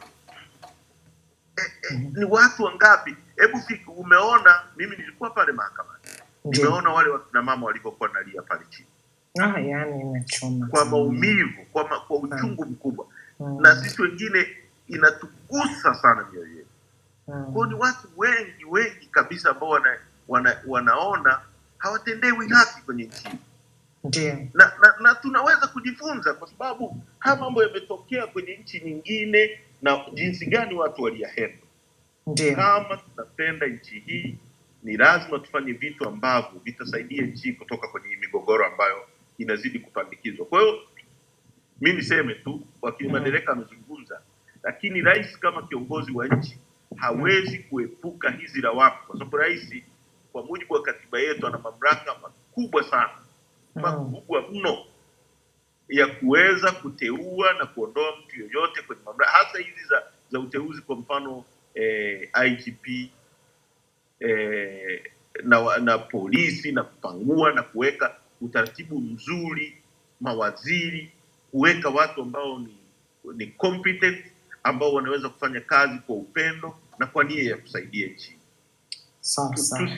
Tusibeze Maria, tusibeze hizi sentiment tunazozisikia. Ni hatari mno, na tayari tushasababisha madhara. Tusikae tu tukageneralize na kuzungumza kauli kwamba mkiona mtu wa hovyo hovyo mshughulikie. Huyo mtu wa hovyo hovyo ana alama gani? Polisi yani hiyo alama ambao watu polisi wataona kwamba huyu ni mtu wa hovyo hovyo wamshughulikie ni nani? Kwa tafsiri ya polisi, kesho akiamua akasema Heche ni mtu wa hovyo hovyo, akanipiga risasi. Yani ni kazi kwa sana. Mimi ni mtu wa ovyo ovyo. Kwa tafsiri yake, huyo mtu wa ovyo ovyo ana alama ipi? Au hiyo kuja kusema, kwa sababu mimi nategemea IGP atuambie tumechunguza, tumekuta na actually kitu kingine ambacho tunasahau Maria, ni kwamba huyu Hamza ukisikiliza watu wote wanaomzungumzia, sijasikia mimi mtu yoyote amemzungumzia negatively Hamza. Ni kweli nimegundua. Pamoja na unafiki wa CCM wa makao makuu, wamekimbia, wataka kujionyesha kama ni mwanachama wao, ni kiongozi wao wa idara hapo au na wapi, lakini wale wa kule kwenye kata wamesema ni mtu mwema, ametujengea ofisi, amefanya nini, amejenga ofisi ya CCM kwa gharama zake. Ndio. Pia ni mtu anamiliki mgodi, na maana ni mtu ana uchumi. Kama mtu ambaye ana uchumi, ana uwezo wa kuishi maisha yake, anaweza kufanya maamuzi mabaya kama yale. Fikiria kwa mtu mwingine ambaye hana uwezo, hana uchumi, kura kwake ni shida. Ana cha kupoteza.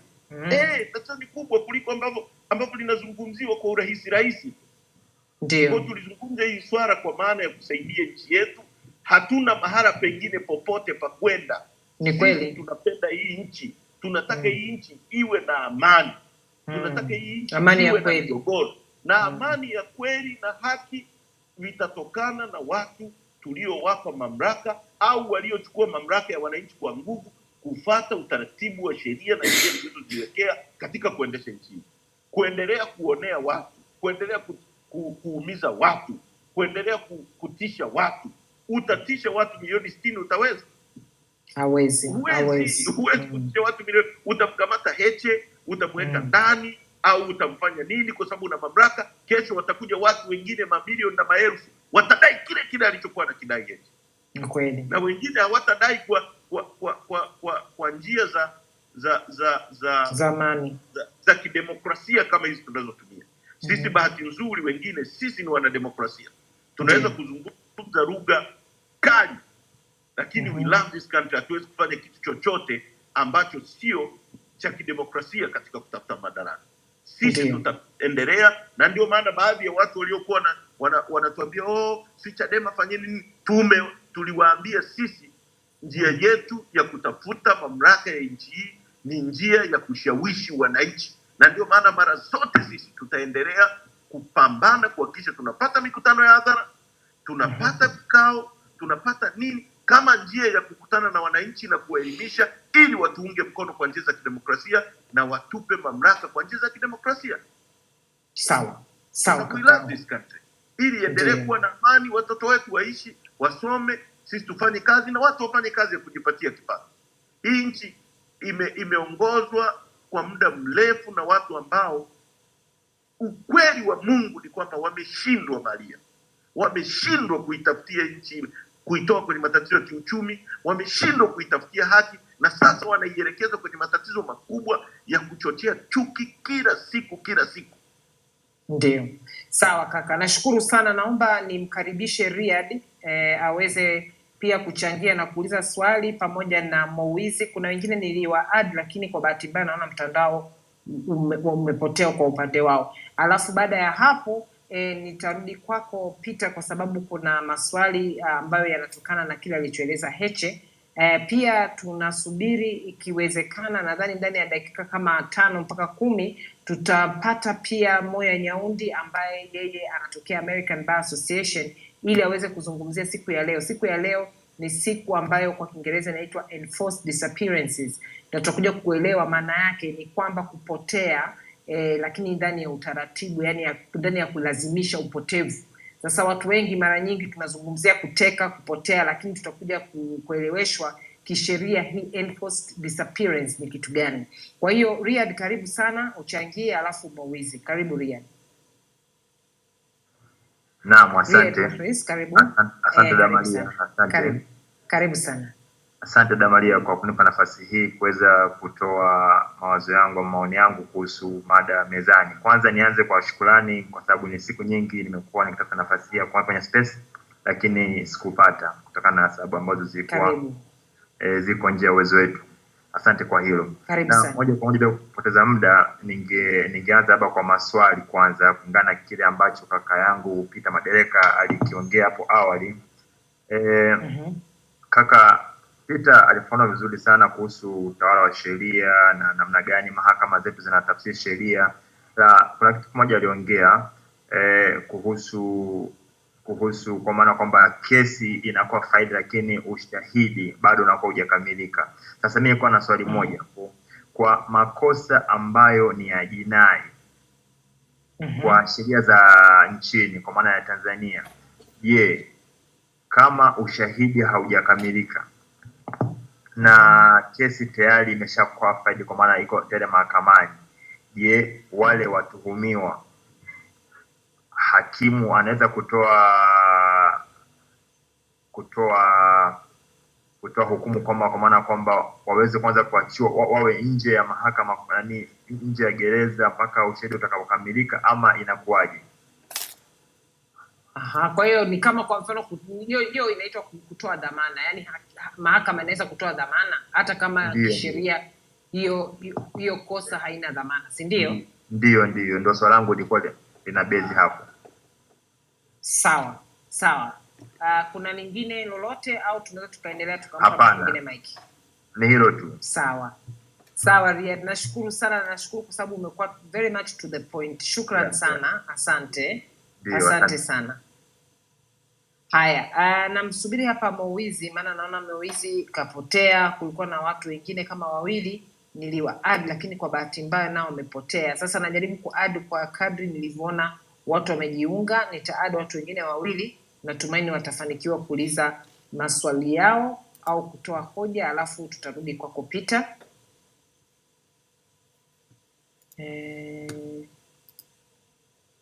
Yani kuna ndugu zangu walimeomba muda mrefu lakini naona tapo wamepotea. Haya, Mkomwa karibu sana.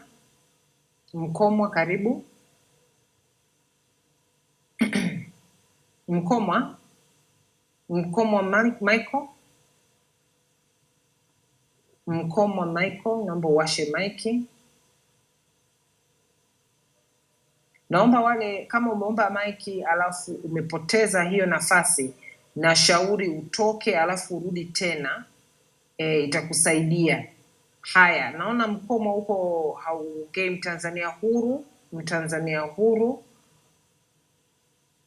huru, karibu uchangie.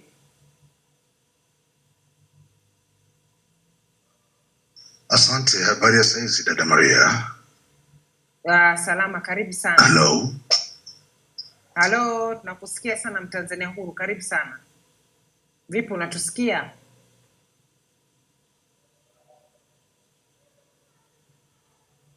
Naona kama network yako inasumbua sana ndugu yangu.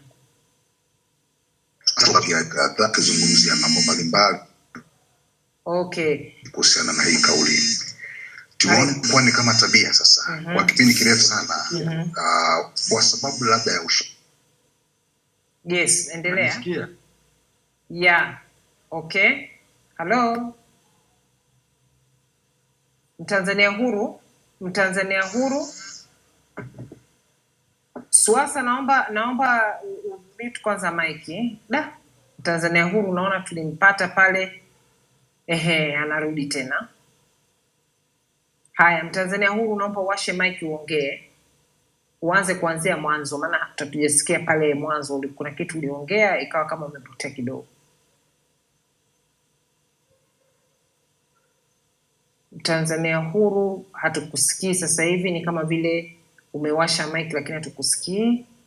Haya, Swasa Reham karibu. Swasa Ramia. Sasa Mriami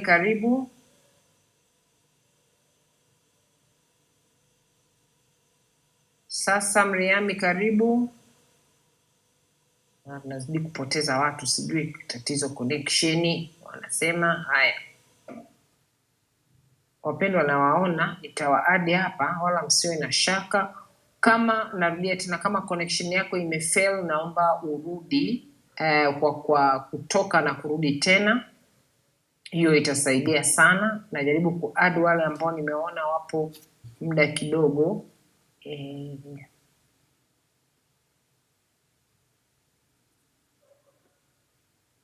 Alex Nato, karibu sana. Alex Nato, karibu.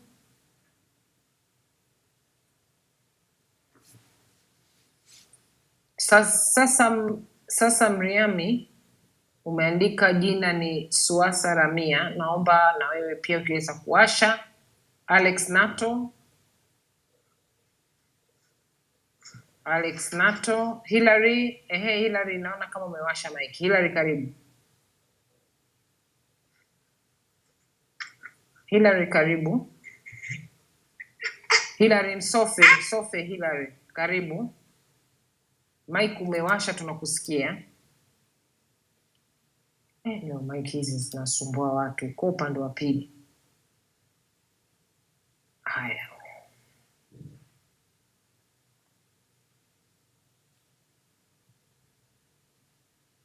Wengine nitawasaidia, nitawatoa alafu nitaomba mrudi tena baadaye.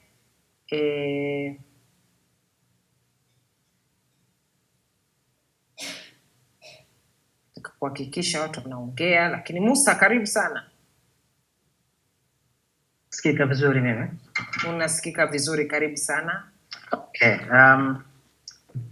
Tukiangalia hili swala kwamba Ndio. Hili swala, nitazungumzia swala zima la uchunguzi wa ile tukio la Hamza. Ukiangalia kimaadili ya kiuchunguzi, ni kwamba polisi imeshapoteza sifa ya kuendelea kufanya uchunguzi, kwa maana kuna conflict of interest, na mchunguzi unapokuwa na conflict of interest kufanya kesi vizuri, lazima aidha utafanya kwa upendeleo au kwa uonevu.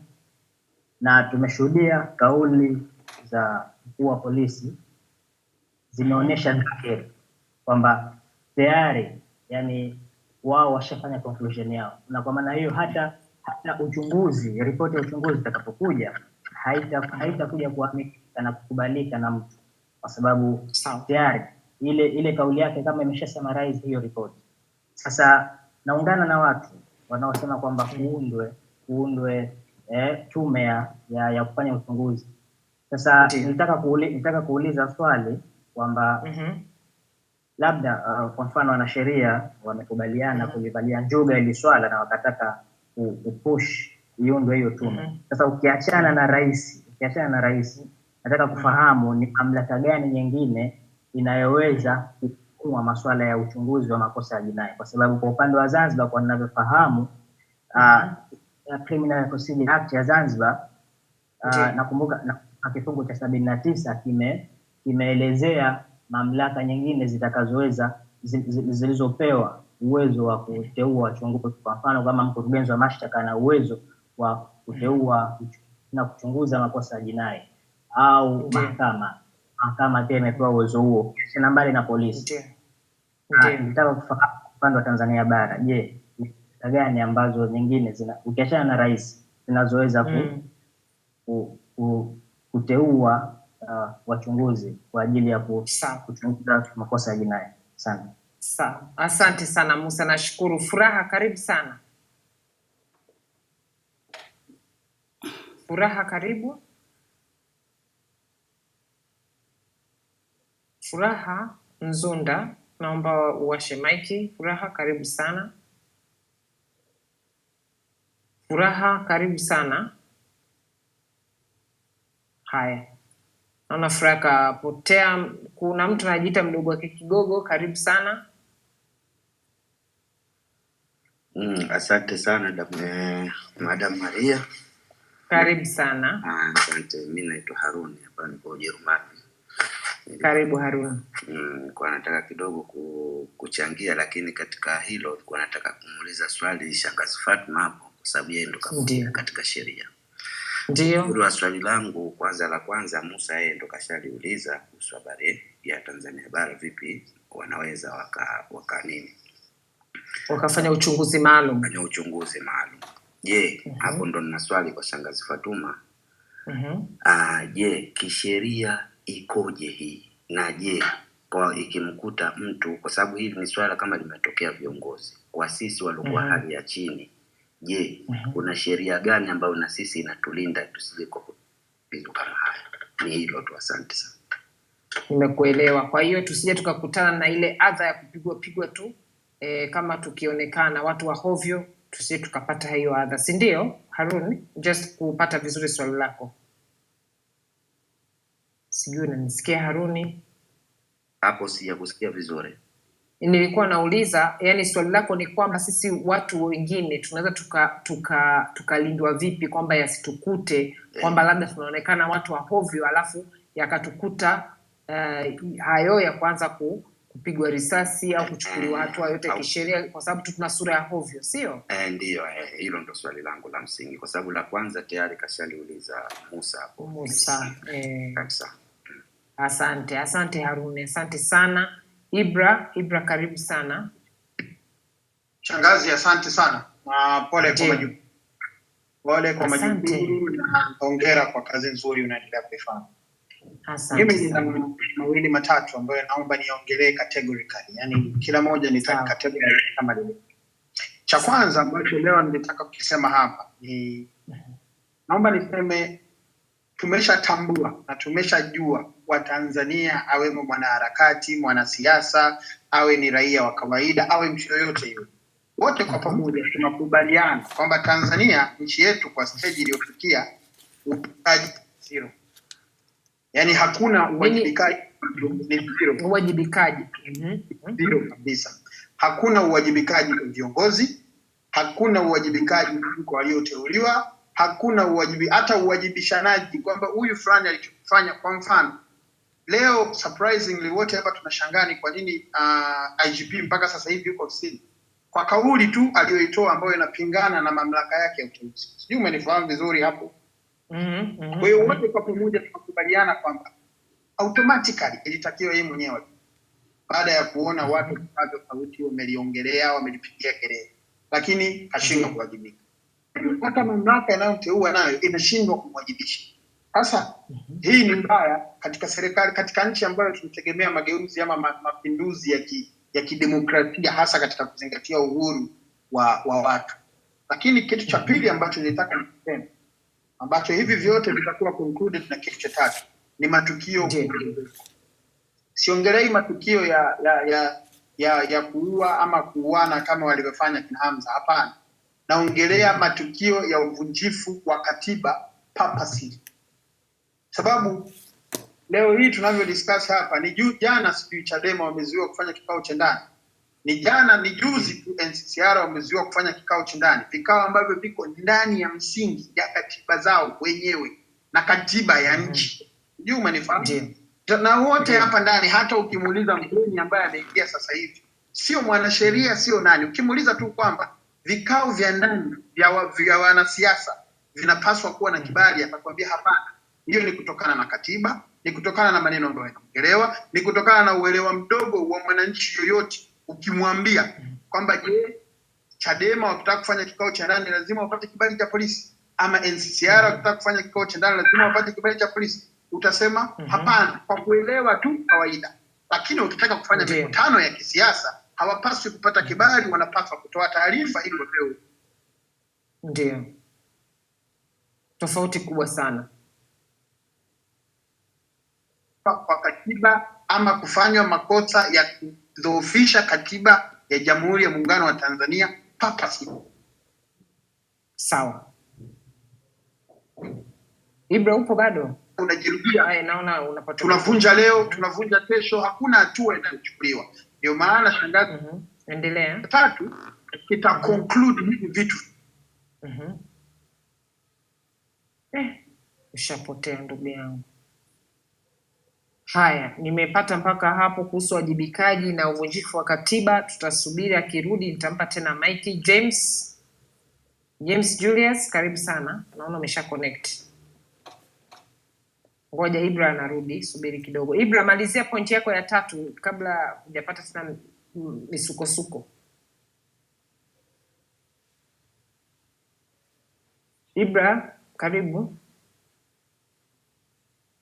Kazi kweli kweli.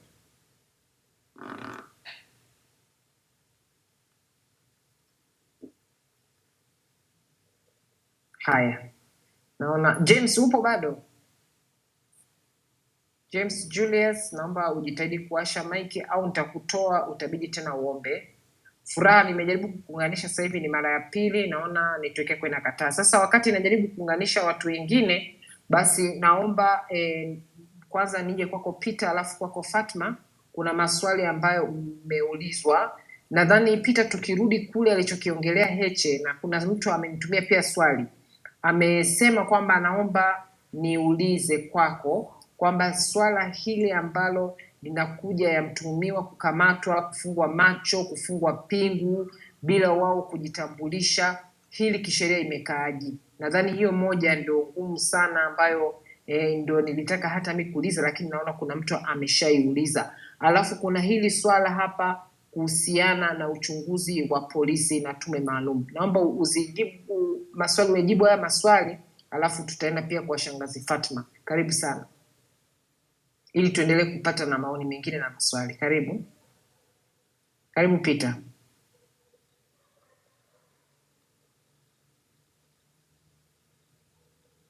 Peter, tunasubiri washe maiki. Hatukusikia hapo ulipo. Sijui unatusikia. Okay, Fatma upo? Nipo Maria. Kulikuwa na swali hapa, Haruni aliuliza kuhusiana na hata Hamza aliuliza uchunguzi wa polisi kama kuna tume maalum nje ya rais ambayo anaweza akafanya hiyo kazi. Alafu swali lingine ilikuwa ni kuhusiana na kwamba tunajilinda vipi sisi raia wa kawaida, kwamba tusije tukapigwa au tukaumizwa kwa sababu ya kuwa na sura ya hovyo. Okay, swali la kwanza ni kwamba hakuna tume yoyote Tanzania, tume huru ya kuchunguza polisi. Kwenye nchi zilizoendelea maisha kuna tume huru, unaweza kupeleka malalamiko yako dhidi ya polisi na hiyo tume inachunguza polisi na inachunguza walivyokutendea. So kwenye nchi zilizoendelea unaweza, kama umewekwa ndani kwa siku 4 lock up polisi au siku 6 hujapelekwa mahakamani, unaweza kupeleka malalamiko kwenye tume huru ya kuchunguza polisi. Halafu tume itachunguza na itawaita na inaweza kuchukua hatua dhidi ya wale polisi na mkuu wa kituo hicho kilokoweka ndani kwa zaidi ya hizo siku zinotakiwa stahiki kwa sheria, na kama hawajafuata taratibu unaweza kuchukuliwa disciplinary actions. Mwisho unaweza kuwa hata unaweza kufukuzwa kazi na hiyo tume. Sasa hicho ni kitu muhimu sana, na kwenye nchi zote zilizostaarabika na hizo tume zipo. Uingereza kuna Independent Police Complaints Commission. Hapa hatuna. Hapa ukitaka kulalamikia polisi kuna kitengo cha polisi ndani ya polisi kwenda kulalamikia polisi. Nani unajipenda wewe au kwenda kulalamikia polisi kwa polisi wenzao? na kupeleka ushahidi na nini kweli? Why would you bother? Utakwenda kulalamikia polisi eti kwa kitengo kiko kwenye polisi? Independence iko wapi? There's no point. Unaelewa? Again, it's just serikali ticking the boxes. Tumeweka sisi vile serikali tumeweka sisi kitengo cha kupeleka malalamiko ya polisi. Yes, umeweka, lakini is it worth its name or is it just kiumbile? What is it? Just usanii. Ni usanii tu. So that is point number 1. Point number 2, unajilinda vipi dhidi ya brutality ya polisi? Well, I don't know if it's possible kujilinda. I don't think it is possible. I mean, ukimfikiria marehemu Aquilina alikuwa kakaa peke yake kwenye gari, anarudi kutoka shule university. Habari hana, anaendelea na mambo yake. Polisi wameamua kufyatua live round of bullets. Kwa sababu kina Mbowe wametaka kutembea kuprotest kwenda tume ya uchaguzi instead of kuzungumza nao, instead of kuwa protect, kuhakikisha kwamba wanafika pale kwa salama, wameamua kutumia live round of bullets. Ikatoka risasi huko ikampiga mtoto wa watu, ikamua. Kwa hivyo police brutality ni kitu cha very difficult kusema unaweza kujiprotect. Hujui inaweza kutokea wakati gani, na hujui nini kinaweza kumfanisha polisi awe brutal. An example is, najua story ya kakake Heche, kamatwa katiwa ndani, mtu akachukua, polisi akachukua nini naitwa hii baronet akamchoma. That is police brutality, that huwezi kujiprotect. Utajiprotect vipi? Kwa hivyo that is why police brutality ni kitu kilokuwa kinatisha watu wengi, kwa sababu ni arbitrary. Hakina, I don't know what the word arbitrary is in Kiswahili, lakini kujiamulia, sio? No, kujiamulia. No, arbitrary. It can happen at any time. There's no reason. There's no rhyme or reason. Exactly. It's not within the law. It's something that happens arbitrarily. And as a result, you cannot protect yourself. But what you can do is create systems zinodhibiti police brutality. Ndio kama nilivyosema, na ndio hiyo mswali kama ameuliza Ibrayo kwamba hatuwezi kuwajibisha. Anasema kwamba tuwezi kuwa na umoja wa kuwajibisha au kupata clarification ya kikatiba. No, forget it. That's rubbish. You can't do that. Unakwenda kupata clarification ya katiba ili iweje? They will still kill you. These people will still kill you. You understand? The issue is katiba kwani haipo, lazima upate clarification ya katiba usema kwamba polisi tunawajibisha vipi? Sasa way forward ni vipi kuwajibisha? Well, way forward is to keep making noise, kuhakikisha kwamba tunaenda serikali, tunataka independent police complaints commission, kwa sababu kama rais mwenyewe ana recognize kwamba polisi wanaua watu vituoni. Ndio. Vituo vya polisi watu wanauawa. Kwa nini anataka hiyo? Ni hatari. Na kwa nini anataka hiyo polisi ijirekebishe? No. Pasisha sheria, weka police complaints commission independent, weka watu wanaoaminika kusimamia police complaints commission. Hakikisha unaipa police complaints commission haki na uwezo wa kuchunguza, kupokea malalamiko, kuchunguza na kufukuza polisi walokuwa wanashindwa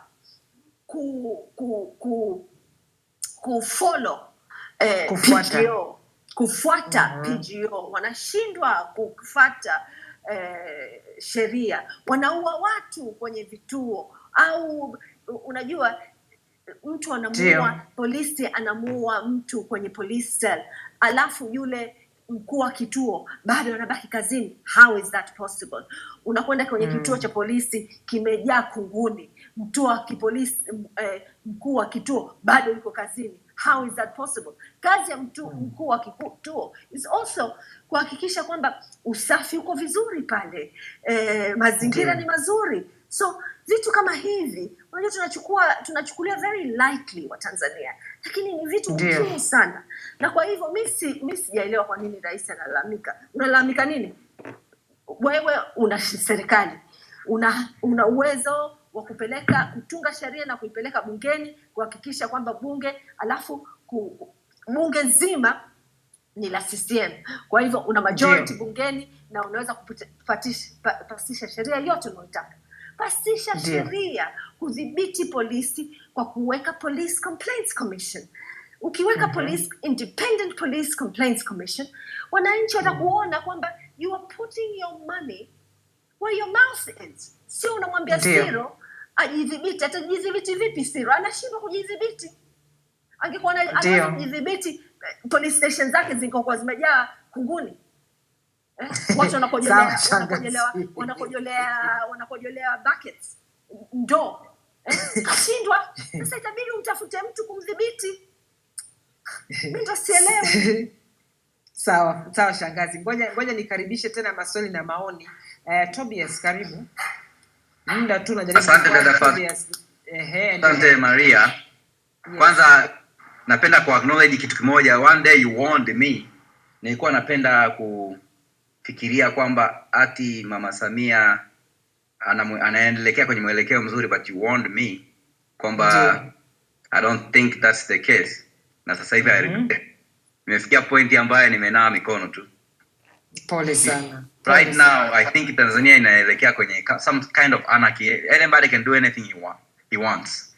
But unfortunately tatizo la Tanzania na mambo ya haki yanatokana na kuwa na serikali ambayo haiko madarakani, hata kama katiba ingekuwa nzuri namna gani, but there is a government of CCM which do not want to respect the choices of them.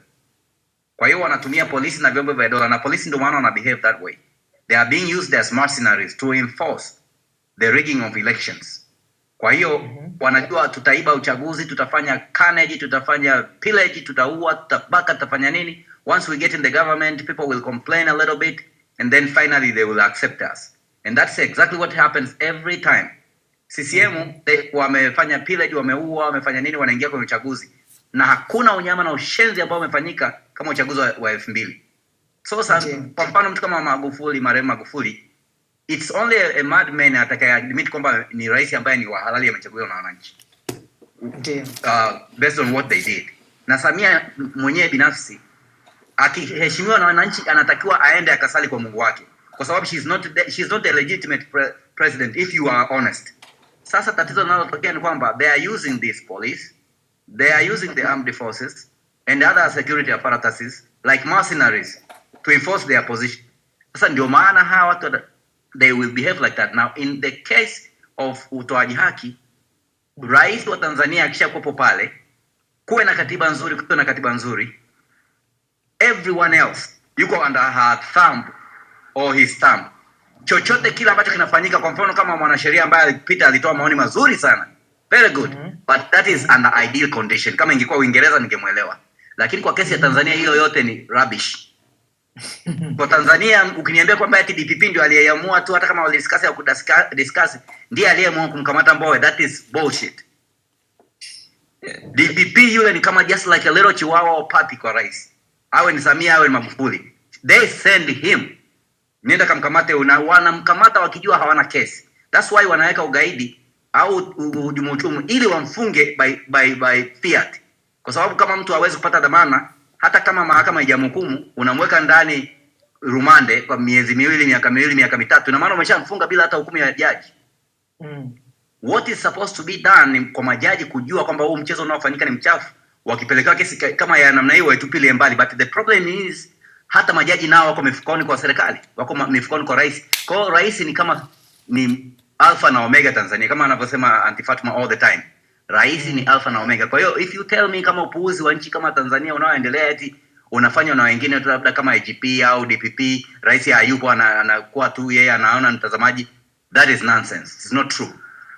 Kwa hiyo unless our country imefikia point ambapo labda pengine jeshi lichukue serikali, everything start over, I don't see a hope. Kwa sababu these guys are there like criminals. Wanatumia hao polisi ambao wanafanya vurugu na mahakama ambazo hazitoi haki ni kwa sababu zinajua zinatumiwa. Kisha wanathibitisha, wanaendelea kuthibitisha uwepo wa watu ambao wameingia madarakani pasipo ridhaa ya wananchi. That's the problem. Nimekuelewa sana Tobias, nimekuelewa, na pia nimeelewa hiyo point yako ya wao kutumika kama special force au umesema mercenaries. Hiyo pia nimeelewa sana kwa kweli Tobias. It's a very good point kwa sababu it's a concern ambayo nadhani tumeiona na tumeona mwelekeo wake kuanzia wakati huo wa uchaguzi mpaka sasa hivi. Nashukuru sana Tobias, naomba ni ade watu wengine ili nitoe nafasi nao waweze kuchangia. Nashukuru kwa mchango wako Tobias. Asante sana. Asante. Child of wewe ni child of nani sasa? Child of God, inexorable. Yeah, nashukuru. Una child of God, kuna heart of God, mko wengi. Karibu sana. Yeah, nashukuru Damaria. Mimi hivi vitu tunavyoviona sasa hivi ni mti tu ambao unatoa matunda, lakini mbegu ilikuwa imeshapandwa siku nyingi na ikaendelea kukua. Sasa yani Magufuli ni kama vile ndo alikuja ilikuwa ni shina ambalo tayari sasa limeshakuwa na matawi na maua yanaweza kutoka. Sasa huyu mama naye anachukua ni kama matunda tunaanza kula pia, kwa sababu hivi vitu vilianza kupandwa tangia kipindi cha Mkapa kama watu wanakumbuka. Kuna watu waliuawa sana ng'ombe chai sijui wapi. Unakumbuka kuna uchunguzi watu walifanyika juu ya yale? Unakumbuka kuna polisi yoyote alishtakiwa juu ya yale mauaji? Hakuna. So hivi ni vitu ambavyo vipo siku nyingi. Njoo kipindi cha Kikwete kuna vitu vilitokea hata uje uchaguzi ambao ulimuingiza Magufuli. Kikwete ndo alikuwa na mamlaka na ule uchaguzi kwa sababu ndo alikuwa rais huko madarakani. What they did, polisi walitumika kwa kiwango kikubwa, kura zikaibiwa na kila kitu kilichofanyika, Magufuli akaingia madarakani. So Magufuli aliingia madarakani si kwa ushindi. Hata huko Zanzibar pia alifanyika aliyofanyika, uchaguzi ukaahirishwa, wherever ukarudiwa. So utakuta ni vitu ambavyo ni mbegu ilipandwa muda mrefu sana. Kwa hiyo ikawa inakuwa na kadri inavyozidi kukua polisi ilikuwa ni kama vile wanafanya kisirisiri sasa. Yaani wanatumika kisirisiri, lakini baadaye kwa sababu ni mbegu ilikuwa imefukiwa chini ikaanza kutokea. Sasa hivi tunaona kwa macho, lakini kitu ambacho kilikuwa ardhini kilikuwa kinafanyika. Umeona? Sasa hivi tunaona kwa macho na vinatuathiri kwa sababu tunakula hayo matunda yanatuathiri sasa. Ndio maana unaona kelele pia zimezidi, lakini kitu ambacho kilipandwa muda mrefu. Na kama alivyotoka msemaji aliyetoka ni kwamba kimsingi ni ngumu sana kuweza kuwachukulia hatua watu ambao unajua unawatumia. Ni ngumu sana. Au unawezaje kufanya hivi? Kwa mfano lugha aliyoongea IGP ya kusema kwamba hawa watu mnawalaumu wanatumia nguvu, lakini angalia polisi wameuawa na hii ni double standard. Mimi ile word hii ni double standard, watu wengi wanajua au ni ujumbe tu kwa rais, lakini kwangu ile ni coded language. Nimeitafakari zile kanuni. Ni coded language. How ni kwamba hawa watu mnaosema wanatumia nguvu kwa kuweka nyinyi madarakani. Sawa, nakubaliana na wewe. Kwenye hiyo it's not about huyu Hamza kawaua. It's not yani hizo nguvu mnazozisema hatutumii nguvu sehemu nyingine zozote. Tunatumia nguvu kwa upinzani na watu ambao wanataka waondoke madaraka, na ndio nguvu tunatumia huko hasa. Yaani ukitaka kulalamikia polisi hasa ukija kwenye issue za siasa. So hizo nguvu mnazosema tunatumia kuwaweka nyinyi madarakani. So this is double standard. Ndio, mkitaka tutumie nguvu msitutumie kwenye siasa zenu. Umeona? So nakubaliana na wewe. Very coded language. Very coded language. Na kumbe wewe ndio ulimwelewa hivyo. Sawa. Lakini of course bado haiondoi, lakini just ili kwamba nataka tukubaliane kwamba haiondoi bado mzigo au tuseme tusiite lawama, lakini kosa bado liko kwao. Hawatakiwi kufuata hata kama ni maagizo kama inakinzana na sheria na katiba, sio? Yes, lakini sasa dada Maria, hautakiwi kufata sawa. Lakini kumbuka huu ni mti ambao tayari ushashamili. Yaani kila mtu atakayeingia kwenye kile kiti anakutana na hiyo mizizi kwamba hapa tunaendaga hivi. So whether unataka au hutaki kesho uondolewe. Kumbuka tokeo wakina Mahita ndio walikuwa wanafanyia kafu. So ni mtu ambaye ukichaguliwa kwa IGP leo unajijua kabisa ninachaguliwa kukaa kwenye hiki kiti si kusimamia sheria. Nachaguliwa kwenye hiki kiti kupindisha sheria hata kama inatakiwa isipindishwe. So that's it. Kwa hiyo mtu yote ambaye anachaguliwa IGP sasa hivi kwenye utawala wa CCM anajua first priority sio kusimamia sheria, ni kusimama hili dubwasha lililoko madarakani liendelee kwa madarakani. So huo ndio mchango. Kwa hiyo kimsingi kitakachosaidia zaidi ni kelele tu. Tuendelee kupiga kelele, naamini siku moja Mungu atawafungua, labda watapigana wenyewe kwa wenyewe kama hivi ambavyo waweza kushutumiana wenyewe kwa wenyewe kwenye mitandao. Maana hakuwahi kusikia hizo shutuma ni IGP anampiga moja kwa moja rais. So maybe ndio huu mfano unaanza kufitinika na Mungu atatusaidia sasa. labda tutapata sisi upenyo, maana vita vya panzi ni furaha kwa kunguru. Haya, nashukuru sana. Asante Child of God, nashukuru. Haya, asante. Naomba nimkaribishe Sharif Atas in the bush. Asante sana dada Maria. Mimi pia naomba kuchangia kidogo kwa haya nayaona yanaendelea kwenye upande wa police brutality. Mimi nafikiri kama walivyotangulia alisema mwanasheria hapo Peter Madeleka kwamba ili swala hata la katiba tunayoidai sio kwamba katiba iliyopo ni mbaya kiasi kwamba haina mazuri. Ni kwamba tu hata ndani yake sasa hivi kuna abuse kubwa sana ya mamlaka hizi ambazo zimepewa powers kisheria na kwa katiba. Kwa mfano upande wa polisi, hii term inayotumika kusema kwamba wanaambiwa watumie reasonable force. Reasonable force haijatafsiriwa. How reasonable is reasonable? Sasa abuse inaanzia hapo. Sababu polisi anaweza akakuvunja mguu, akakuvunja mkono, akakutoa meno, akasema ni reasonable force, lakini alikuwa anatumia hiyo force against what resistance. Sijui umenielewa mpaka hapo. Kwa hiyo kuna ukiukwaji mkubwa sana wa hizi power ambazo hivi vyombo vya dola imepewa, kiasi kwamba imeonekana ni kawaida tu chochote kitakachofanyika, kwa sababu kuna watu wametangulia kusema hakuna uwajibishwaji na hakuna uwajibikaji. Kwa hiyo mtu hata akifanya chochote cha kumuumiza mwenzake hakuna kinachomwathiri. Kwa hiyo inaonekana ni sawa tu.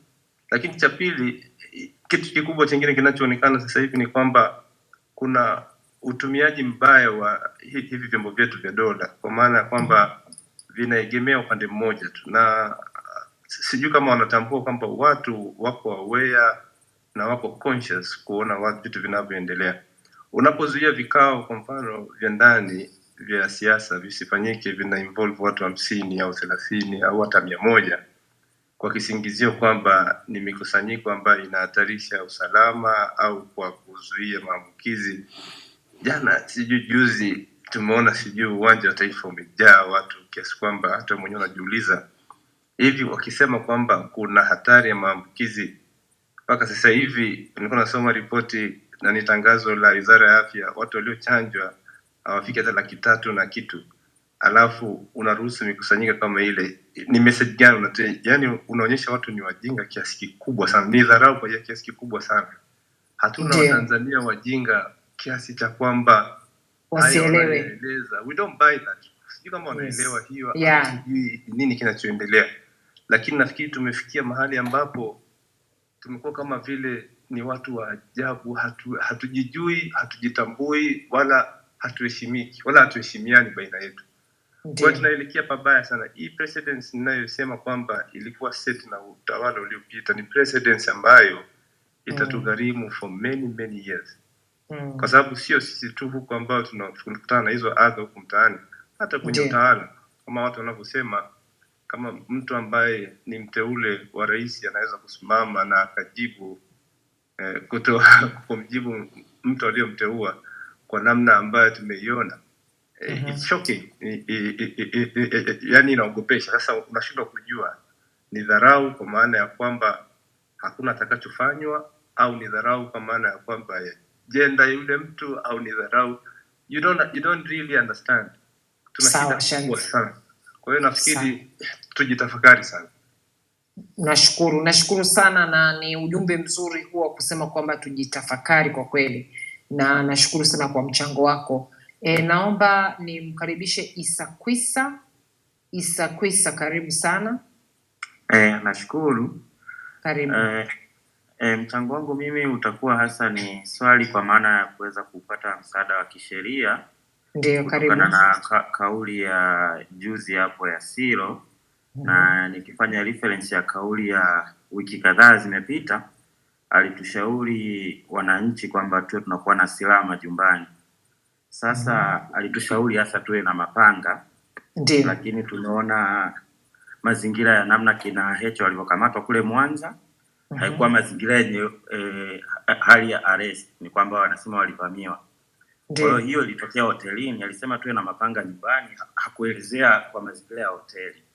Je, wakikutwa majumbani kwao wakiwa na hizo silaha alizoshauri tuwe nazo wakazitumia, alafu baadaye kaje kaonekana wamewadhuru polisi, sheria hapo itakuwaje katika mazingira hayo?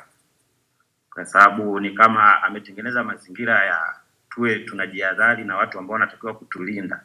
Na wao wanatumia silaha za moto, huku sisi ametuambia tukae nyumbani na silaha za jadi. Sawa.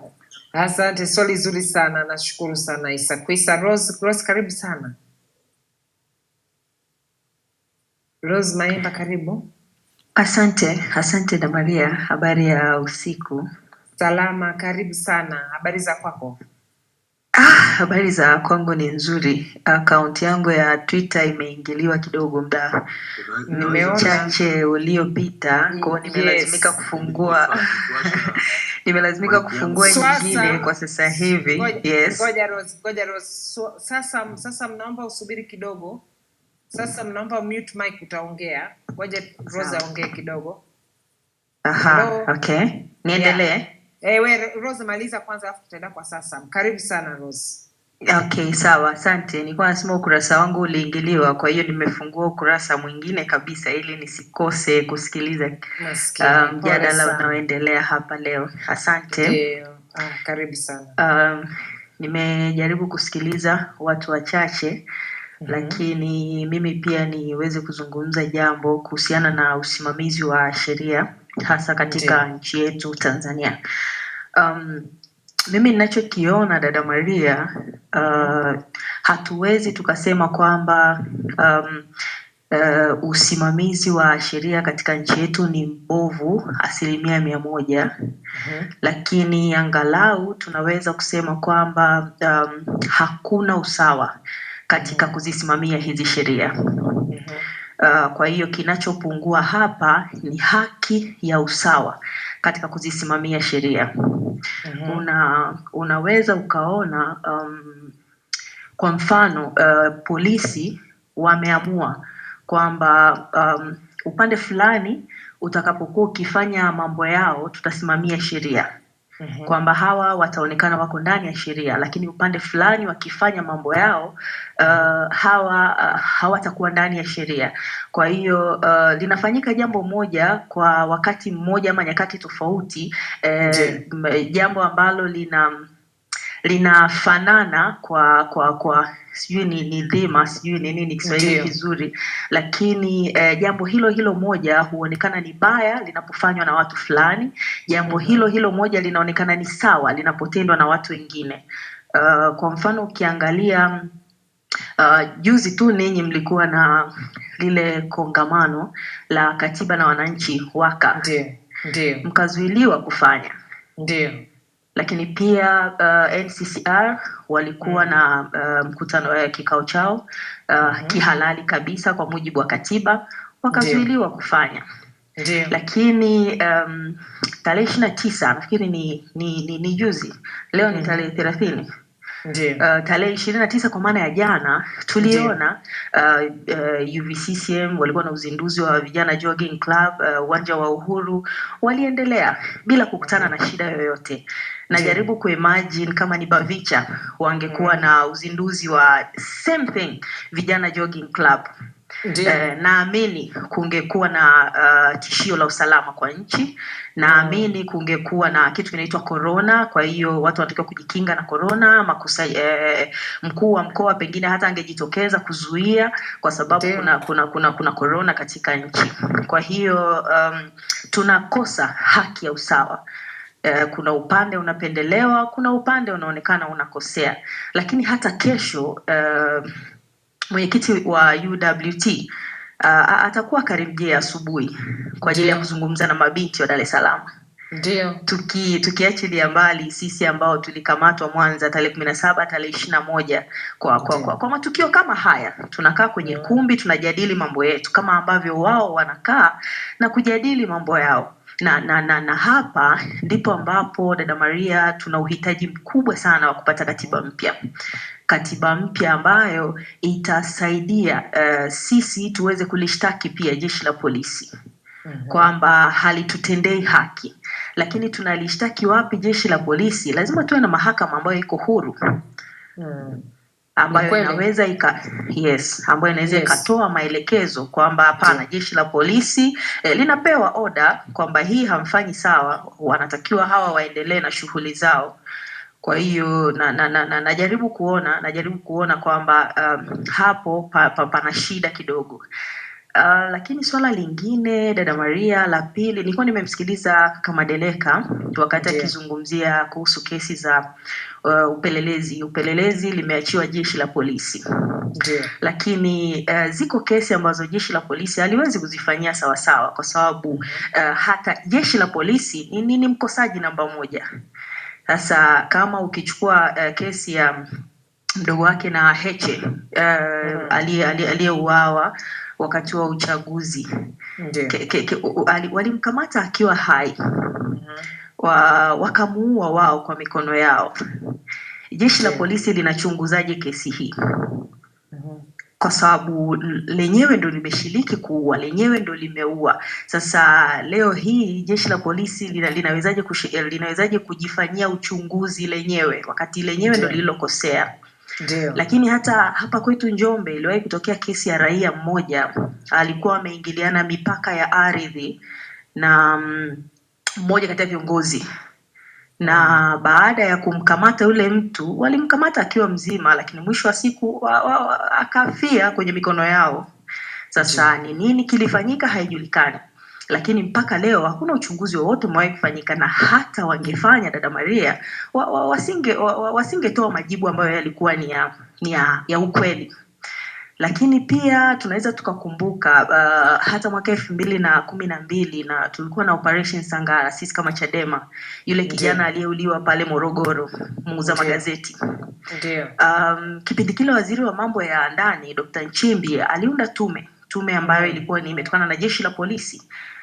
Majibu aliyotoka nayo wakasema kwamba wananchi waliokuwa sehemu ya ule mkusanyiko walirusha mawe wakamuua yule muuza magazeti. Kitu ambacho dada Maria, ukiangalia kwenye ripoti ya Amnesty Investigators, walisema kwamba polisi ndo aliyemuua kwa risasi. Sasa polisi hawezi akaji-investigate yeye mwenyewe. Inatakiwa kuwepo na chombo maalum ambacho kitakuwa ni independent, ambacho kinachunguza matukio ambayo hasa polisi wanaonekana kuwa wameingia moja kwa moja, yani polisi wanaonekana kuwa wahusika. Amesema dada Fatma swala la Aquilina wamemuua polisi, lakini ukiangalia uchunguzi wa polisi wanasema Chadema walikuwa na silaha, mmoja kati yao kiongozi wao alikuwa na silaha, akamuua Aquilina, na ndo kesi ambayo iliwafanya pia mwenyekiti pamoja na viongozi wengine washtakiwe. Lakini ukweli haukuwa huo. Kwa hiyo kuna mambo mengi ambayo ukiangalia kwenye hili swala la usimamizi wa sheria, dada Maria, nafikiri lazima yafanyike mabadiliko makubwa sana ya kimfumo ili tuweze kukabiliana na haya mambo, ili watu mwisho wa siku watendewe haki, kila mmoja sawasawa na nafasi yake, bila kujali kwamba huyu ni nani na hili tukio limefanywa na nani. Na mwisho wa siku kama tutaacha hii hali iendelee kuwa hivi, mmoja amesema kwamba Hamza ni mmoja kati ya Watanzania wengi ambao niseme kwamba wako Watanzania wengi ambao wana maumivu kama aliyokuwa nayo Hamza. Lakini wengi hawajachukua hatua. Imagine kila Mtanzania aliyeumizwa na jeshi la polisi akachukua hatua, tutakuwa kwenye hali mbaya kiasi gani? Naomba niishie hapo dada Maria. Asante. Sawa, asante na pole sana kwa changamoto ya akaunti yako Rose. Asante. Tutawasiliana baadaye. Sawa. Asante. Furaha, karibu sana, nimekurudisha tena. Asante, nashukuru sana shangazi kwa kuweza kunirudisha, kulikuwa na shida ya network. Ndio, karibu. Nitangulie tu kwa kusema maneno ya awali kwamba hatuna nchi nyingine ambayo tutatambulika kama wananchi na Watanzania nje ya Tanzania. Hivyo tunao wajibu wa kuhakikisha kwamba nchi yetu inakuwa sehemu salama na ile ambayo tunategemea tuweze kuishi sisi pamoja na vizazi vijavyo. Hivyo hatutachoka kuweza kuizungumzia nchi yetu kwa namna yoyote ile. Baada ya kusema utangulizi huo, nitoe pongezi kwa wanasheria wote ambao wanajitolea kuweza kutuelimisha na kututetea katika madhira mbalimbali ambayo yanaendelea kutokea sisi wananchi wa Tanzania. Na kwa upekee ni wataje Fatuma, Peter Malendeka, kina Tundu Lissu na wanasheria wote ambao wanaendelea kutoa elimu muhimu sana ili tuweze kujua haki zetu, kujua wajibu wetu, lakini pia kujua ni kipi tunaweza kufanya pale ambapo tunakutana na changamoto mbalimbali katika mifumo ya utoaji wa haki. Baada ya kusema hayo, niseme kwamba kwa nchi yetu tuna shida kubwa sana ya mifumo ya usimamizi wa sheria pamoja na haki. Na yamezungumzwa mengi, wataalamu wamezungumza, wa sheria wengi tumezungumza mambo mengi. Lakini mimi niseme tu machache kwamba masikitiko ni kwamba wale ambao wamepewa nafasi ya kuweza kutoa haki na kusimamia sheria ndio wanakuwa wa kwanza kuweza kukiuka na kuvunja hizo sheria kwa makusudi kabisa. Sio kwamba wanakuwa hawafahamu kwamba hapa wanavunja sheria. Wanatambua kabisa wanavunja sheria, lakini wanaelewa pia wanafanya hivyo kwa maslahi ya nani. Inajulikana kabisa. Kwa mfano, sio kwamba polisi hawa tunaowasema mara nyingi hawajui kwamba kumbambikia mtu kesi ni kosa. Wanatambua hilo, lakini wanalifanya makusudi.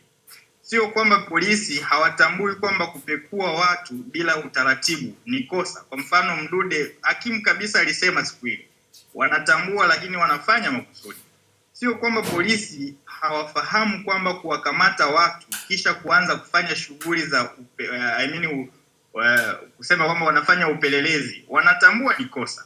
Sio kwamba polisi hawaelewi kwamba kuwatesa watuhumiwa, kuwapiga, kuwadhalilisha ni kosa. Wanatambua hilo, lakini wanafanya hayo wakijua kabisa kwamba ni kinyume cha sheria, lakini wanaamini kuna nguvu, kuna kundi ambalo wanalitetea, ndilo kundi ambalo litawalinda. Kwa hiyo uvunjwaji wa sheria na haki katika nchi yetu kwa kiasi kikubwa sana unafanywa kwa makusudi kabisa, wakijua kabisa wanafanya hivyo kwa sababu wale ambao wamewatuma basi wataweza kuwalinda. Mimi niseme tu kwamba nini ambacho tunaweza tukafanya. Cha kwanza kabisa ambacho mimi nasisitiza kwamba ili swala la kutoa elimu juu ya haki na sheria liendelee kuweza kutolewa katika maeneo yote, iwe kwenye hizi space kama unavyotusaidia, lakini katika majukwaa mbalimbali. Swala la kutoa elimu juu ya haki na sheria kwa Watanzania lipewe kipaumbele. Hatutaweza kupigania hili swala la katiba mpya bila wananchi kutambua kwamba sheria zilizopo zinakiukwa, mifumo iliyopo inalinda wahalifu, wale waliopewa wajibu wa kusimamia sheria na haki wanakiuka makusudi. Sasa tutaweza kufanikisha hayo yote pale ambapo elimu itakuwa imeenea kwa wananchi wote, kuelewa kwamba ni wajibu wetu kuhakikisha kwamba tunalinda taasisi zetu, kuhakikisha kwamba tunalinda uhuru wetu, na kuhakikisha kwamba wale waliopewa dhamana ya kusimamia haki na sheria wanatimiza wajibu wao bila upendeleo. Lakini swala la pili ni nafikiri limezungumza na wengi. Tuendelee kuungana kwa pamoja kuhakikisha katiba mpya ambayo itaweka msingi imara wa mifumo ya utawala ndani ya nchi yetu, mifumo ya utoaji wa haki, katiba ambayo itahakikisha kwamba kila mwananchi anakuwa huru na haki mbele ya sheria. Ni wajibu wa kuhakikisha kwamba kila Mtanzania anawajibika kuweza kutoa elimu juu ya uhitaji wa katiba mpya, lakini pia tuendelee kuungana kama tunavyojadiliana hapa, kukataa utawala ambao haufuati utawala wa sheria. Ili mimi nafikiri ni msingi mkubwa sana. Kama tunaendelea kupata elimu juu ya sheria na haki zetu, kwa nini tushindwe kuwakataa viongozi ambao wanawajibika kukiuka sheria makusudi? Kwa hiyo ni wajibu wetu kuendelea kuungana, kuweza kukataa utawala ule ambao unakiuka sheria na utawala bora kwa makusudi kabisa. Na jambo la mwisho mimi niseme tu kwamba nimalizie tu kwa kusema kwamba hatuna sehemu nyingine tena ambayo tutaweza kuishi kwa uhuru kama Watanzania, tukatambulika kwa haki mbalimbali, tutaweza kujadili kwa uhuru mambo yetu zaidi ya Tanzania. Hatuna mahali pengine. Ni wajibu wetu, iwe mchana, iwe asubuhi, iwe usiku, kuweza kuzungumza masuala ya haki na utawala wa sheria bila kujali tuko sehemu gani. Hii nchi ni ya kwetu, tuna wajibu wa kufanya hivyo. Nashukuru. Asante sana Furaha kwa mchango mzuri. Karibu Leenda. Asante kwa kunikaribisha niweze kuongea na wenzangu na mimi niweze kutoa maoni yangu mawili matatu. Jambo la kusikitisha sana, vyombo vyetu vya ulinzi na usalama ambavyo vimewekwa kwa mujibu wa sheria ili viweze kutulinda, lakini kwa tukiingia kwenye mikono yao kweli tunakuwa hatupo salama kabisa. Mimi nianze kusema, nitoe kumbukumbu moja. March mwaka jana wakati Mheshimiwa Mbowe anatoka gerezani, watu kadhaa, viongozi na wanachama wachache wa Chadema tulikwenda kumpokea mwenyekiti wetu wakati anatoka gerezani Segerea. Nadhani ile mnafahamu, tulipigwa sana pale. Yaani kilichotokea ni kwamba kulikuwa na majibizano, kutokuelewana kati ya Mheshimiwa Mdee na Bulaya Boni na baadhi ya wale askari pale getini, baada ya kutuzuia kwenda kuingia ndani kwenda kumpokea mwenyekiti, ambapo jana yake tu Mheshimiwa Mashinji wana CCM walifika mpaka ndani wakaenda wakampokea. Yule askari alipopiga filimbi tu, walikuja askari wengine wengi bila hata kuuliza kuna shida gani, kuna nini, wakaja wakatuvamia, wakatupiga kweli kweli. Mpaka kama mnakumbuka, Halima Mdee alivunjwa mkono, Esther Bulaya alijeruhiwa kweli kweli. Wote ambao tuliwekwa pale, tuliokamatwa, kila mmoja alitoka pale anachechemea. Sasa unajaribu kujiuliza, hili ni jeshi la magereza, wamefuzu mafunzo ya kupiga na kutesa. Inatokea incidents kama ile, yani wanakuja basi angalau waulize ili wapate ukweli kwamba nini kilichojiri, na katika wale watu waliokuwepo pale labda wachambue yupi alikuwa analeta shida, yupi alikuwa haleti shida. Yani wao wanakuja ni kutembeza mkongoto kwa kwenda mbele, wakawa wanaogesha watu kwenye tope. Yani kuna wengine walikuwa ni wapita njia pale. Bora sisi tuliokwenda kumpokea mwenyekiti. Kuna wengine walikuwa wanapita njia, walitoka mashuleni kuchukua watoto zao, walitoka kupeleka ada za watoto wao. Lakini waliingizwa kwenye kisanga kile, walikung'utwa kweli kweli.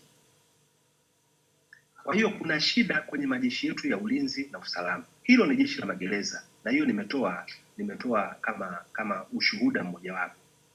Nenda kwenye jeshi la uhamiaji. Nadhani mwaka huu mwanzoni, kama sio mwaka jana mwishoni, ili trendi video moja, wale wanajeshi wa uhamiaji walikuwa wanampiga mtu, wanamgalagaza kwenye maji, wanamwagia maji kwa mpira, maji yanayoumiza, na wanamwambia agaregare, eti kwa sababu wamemkuta ana makosa. Hilo ni jeshi la uhamiaji. Nenda kwenye jeshi la polisi, ndio kabisa. Yani polisi wa ukiingia kwenye 18 zao, yani you are guilty until you prove yourself an innocent. Sio you are innocent until proven guilty. Kwa Tanzania hiyo kitu haipo. Wewe ukishaingia kwenye 18 za jeshi la polisi, ukiingia kwenye 18 la jeshi la magereza, la uhamiaji, JWTZ, yani wewe ni mkosefu. Sasa inabakia ni wewe mwenyewe upambane mpaka utangazie umma kwamba wewe sio mkosefu, you are innocent. Kinyume kabisa. Tukio la juzi la Hamza, na mimi nitoe rai tu kwa jeshi la polisi. Hebu ifike pahala wawe wana haya, wawe wana aibu. Kuna vitu vingine wala vihitaji uende shule ukasomea masuala ya ulinzi na usalama au upelelezi, au uwe na elimu, uwe na profesa PhD, uwe na daktari sijui. Unahitaji kutumia tu common sense. Yaani swala lingine linawahusu wenyewe kabisa jeshi la polisi. Unaona hii kashfa ni ya jeshi la polisi. Alafu anatokea mkuu wa jeshi la polisi eti anawaambia polisi wachunguze. Yaani kashfa inawaelekeza wao. Alafu wao wanachunguza wao wenyewe. Hivi tunatarajia kupata matokeo gani? Nitoe mfano mmoja. Miaka kadhaa ya nyuma, kuna wale wafanyabiashara wa madini wa Mahenge waliuawa Dar es Salaam. Jeshi la polisi tamko lao la awali walisema wale ni majambazi. Jeshi la polisi likaunda tume. Nadhani wakati huo ni Mahita, Inspector Mahita ndo alikuwa IGP. Jeshi la polisi likaunda tume, wakafanya uchunguzi, wakasema wale walikuwa ni majambazi, walikuwa Sinza, na walikuwa wanapanga mipango ya kufanya ujambazi, ndio wakarushiana risasi na polisi, polisi wakaamua kuwaua. Kikwete akasema hapana, alisikia tetesi kwamba hapana, story haipo hivi. Kikwete akaunda tume ya Jaji Kipenka. Ile tume ikafanya kazi, ikaja na majibu ya kwamba polisi wale waliowaua sio majambazi, ni wafanya biashara wa madini kutoka Mahenge, na polisi waliwakamata wale jamaa kuwalazimisha watoe fedha na madini yao, wakawakokota mpaka Magwepande, ndio wakaenda kuwaulia kule. Kama mnakumbuka, kuna baadhi ya polisi walihukumiwa kufungwa kifungo cha maisha, wengine kunyongwa, akiwepo Zombe. Hili tukio la juzi la Hamza, kuna clip ya audio, kuna mtu alikuwa na rekodi akiwa kwenye daladala. Inasikika sauti ya Hamza akisema IGP Siro, si Uislamu, si nini na nini, kama si unafanya nini Waislamu, tupo wengine tupo tayari kujitoa kwa ajili ya Allah. Ukisikiliza audio ile, alafu tafuta clip nyingine ya video, kuna mtu alipiga akiwa gorofani. Zile gestures za Hamza zina match kabisa na audio ile. Kwa hiyo mtu ukichunguza unagundua yale maneno ni ya Hamza aliyazungumza. Sasa kama Hamza alikuwa anamshutumu wa IGP Siro na jeshi lake kuwakandamiza sio ni Waislamu, kitu kama hicho, mpaka akasema baadhi ya vijana Waislamu tupo tayari kujitoa mhanga kwa ajili ya Allah. Sasa polisi wanawezaje kuchunguza tukio la Hamza? Lakini ukiachilia mbali kauli ya Hamza, kuna kitu kingine kilifanyika cha kustaajabisha sana. Hamza alipigwa, yani mvua ya risasi, hail of bullets. Sasa unajaribu kujiuliza, kwa polisi ambao wako smart upstairs, kwamba huyu mtu sio jambazi, yani hatujui kwa nini ana bunduki na kwa nini hawafyatulii raia wa kawaida, anawafyatulia askari polisi. Nini kipo nyuma yake? Unajua kwenye haya mambo kuna a shooter, alafu kuna a killer. Yule shooter yeye kazi yake ni kuua tu, lakini killer ni yule ambaye aliframe hiyo kitu kwamba Maria, nenda kaniulie lienda. Wewe umeenda umenishoot tu mimi, lakini muuaji ni yule aliyekutuma. Sasa kwa watu ambao wapo smart kichwani, Hamza hakupaswa kuuawa. Hamza alipaswa kujeruhiwa ili wamkamate akiwa mzima, wakamtibu na wambane. Hamza, hebu tueleze kwa nini umefanya tukio hili na aliyekutuma naye. Wamempiga a hail of bullets. Sawa, naenda semani sana, tuna bado wazungumzaji wengi, naomba tujaribu kuifanya kama summary ili tuweze kuconclude. Haya. Namalizia ndani ya dakika moja. Kwa hiyo unaona kabisa kwamba kuna shida kwenye kifo cha Hamza. Sasa katika mazingira kama hayo, jeshi la polisi linapata wapi uhalali ya wao kuchunguza hilo tukio? Sasa Mheshimiwa Samia haya mambo lazima ayaone. Kwenye issue ya Hamza, mimi namshauri afuate route aliyoitumia Kikwete. Kikwete alikataa ripoti ya jeshi la polisi, akaunda tume ya Jaji Kipenka, ikaja na matokeo ambayo ni positive, na mahakama ikawakuta polisi wana hatia na wengine wakuhukumiwa maisha kama sio kunyongwa. Nitoe rai kwa jeshi letu la polisi, liache kutumia mabavu. Nitoe rai kwa jeshi la magereza, waache kutumia mabavu. Nitoe rai kwa jeshi la uhamiaji, waache kutumia mabavu.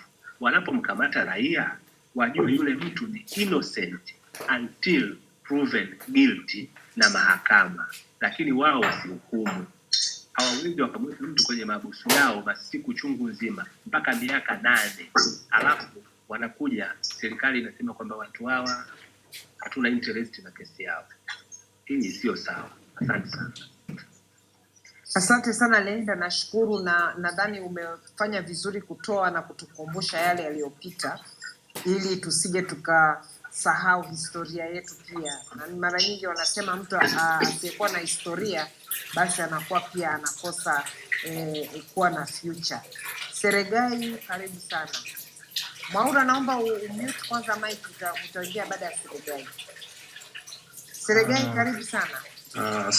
Asante, nasikika? Yes, Seregai, nasikika vizuri tu, karibu. Asante. Mimi na mambo mengi ya kuweza kuongea, lakini kwa sababu ya muda nafikiri tuende moja kwa moja tu kwenye mada. Kwanza na shukuru, ni mara yangu ya kwanza kuweza kupata nafasi kuongea katika jukwaa hili la Space. Maria, hongera sana. Karibu sana. Asante. Karibu sana. Mimi na hoja nyingi, ni pamoja na namna ambavyo mambo yanavyokwenda ya utekelezaji na usimamizi wa sheria kwa mujibu wa mada yetu inavyosema leo. Nina mambo ambayo labda kama wangeweza kutusaidia huyu dada Fatma ili kusudi tuweze kupata majibu na majumuisho yale ya jumla kwa ajili ya kuweza kupata ufahamu wa jumla. Jambo la kwanza ni kwa nini mwanasheria mkuu wa serikali asishtakiwe kwa kutokuwajibika kusimamia sheria na utekelezaji wake? Tuna swala la TLS ambao wao ni wana jukumu kubwa la kuishauri serikali na kuhusiana na masuala ya sheria. Je, kwa nini wanashuhudia uvunjifu wa sheria na wao TLS ambao ni tunawategemea wana wa sheria, wana majaji, wana watu wabobevu, wao wamekaa kimya kwa kipindi hiki ambacho tunashuhudia uvunjifu mkubwa sana wa sheria, sababu sheria ndio zinazoongoza nchi hii na sisi kama wa Tanzania lazima tufuate sheria. Jambo jingine ni nini nafasi ya ofisi ya msajili wa vyama vya siasa katika kadhia hii ya kuzuiwa kufanya mikusanyiko na mikutano, kufanya vikao vya ndani ambavyo ni haki na wajibu wa vyama vya siasa ili viweze kujiendesha vyenyewe. Sasa hii ofisi ya msajili wa vyama yenyewe imekaa kwa ajili ya kukandamiza vyama au kuvishauri au kuvilea kama ni mlezi wa vyama. Lakini sasa hapo tunaona ni pale tu inapofikia hatua labda chama fulani kimefanya kitu fulani, basi ndio msajili wa vyama anapotokea katika kukemea, na hasa upande wa vyama vya upinzani. Lakini kwa chama tawala hatuoni. Kwa hiyo hapo ndio kuna double standard. Jambo la tatu, dada Maria, linahusiana na swala ambalo limejitokeza la kuhusiana na wenzetu mabalozi ambao wanawakilisha nchi zao mbalimbali kwa nchi ya Tanzania kuhudhuria katika kesi ya mheshimiwa Mbowe. Sasa tunaona huyu waziri Liberata Mulamula anakemea kitendo hiki. Sasa tunajiuliza hii implication yake ni nini hasa kwenye masuala yetu ya majumuisho na maunganiko ya kimataifa katika ile Tanzania na jumuiya ya kimataifa tunachangamana vipi? Kwa sababu wao ni watchdogs wa nchi zile, na wanapokuja kuangalia namna nchi yetu inavyotekeleza sheria, pia ni rahisi hata kwa wao kujifunza na kuweza kukosoa na kuweza kupendekeza ni mfumo gani ambao sisi tunaweza tukufuata ambao utafuata haki za binadamu. Swala jingine tena ambalo nilikuwa napenda la mwisho ni swala la mikutano ya ndani kupewa kibali na polisi. Mfano hata hapo Kyela tumesikia jana wamezuiwa kufanya mkutano wa ndani. Sasa tunajiuliza hivi ni sheria na ni haki kweli watu kuzuiwa kufanya mikutano ya ndani? Si haki. Tunaangalia kuna watu wanaokaa kwenye majumuisho, mfano kama mpira wa jana wa Yanga ambapo umekusanya watu wengi zaidi ya 60,000 na kuendelea. Ile mikusanyiko ni mikubwa na sidhani kama ilikuwa inazingatia sana ili swala la kujikinga na magonjwa ya corona. Kwa hiyo kisingizio cha corona kisiwe kigezo cha kuweza kutusababisha sisi tukosa haki yetu ya kukusanyika. Mimi ushauri wangu niliokuwa nautoa hapo kwa nchi nzima, tufanye kitu ambacho kitatuwekea kwenye historia, ambacho kitatuweka sisi tuwe huru zaidi. Kitu hicho nilichokuwa nakipendekeza ni kwamba mfano kama pale Kyela walipozuiwa kufanya mkutano, wanasheria wa chama wamshtaki mkuu wa polisi wa Kyela, sehemu yoyote ile ambayo wameorganize mkutano wa ndani na wakazuiwa kufanya mkutano wa ndani, basi wanasheria wa chama wamshtaki mkuu wa pale, ili kusudi nchi nzima wakuu wote watakuwa wanashtakiwa na mahakama itatoa tafsiri ya kikatiba ya ile mikutano ya ndani. Je, polisi wanaruhusiwa kutoa vibali au wao tu wanaruhusiwa, wanaambiwa tu, wanapewa tu taarifa ili wajue kwamba kikao kinafanyika, ili kusudi waweze kutoa hata ulinzi kama kuna matishio ya amani.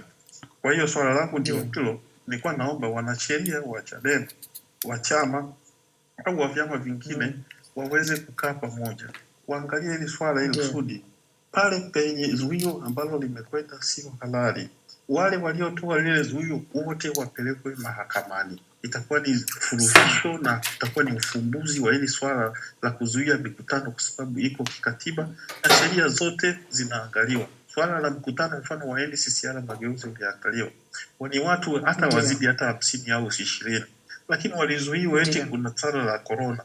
Unaweza kaangalia, kwa kweli tunakosa hata lugha nzuri ya kuweza kulizungumza hili swala. Linaumiza moyo, linaumiza nafsi, kwa sababu Tanzania mwenyewe tumefikia hatua ya kuumizana wenyewe kwa wenyewe. Sizungumzie swala la Hamza kwa sababu tayari wazungumzaji wengi wameshalizungumza.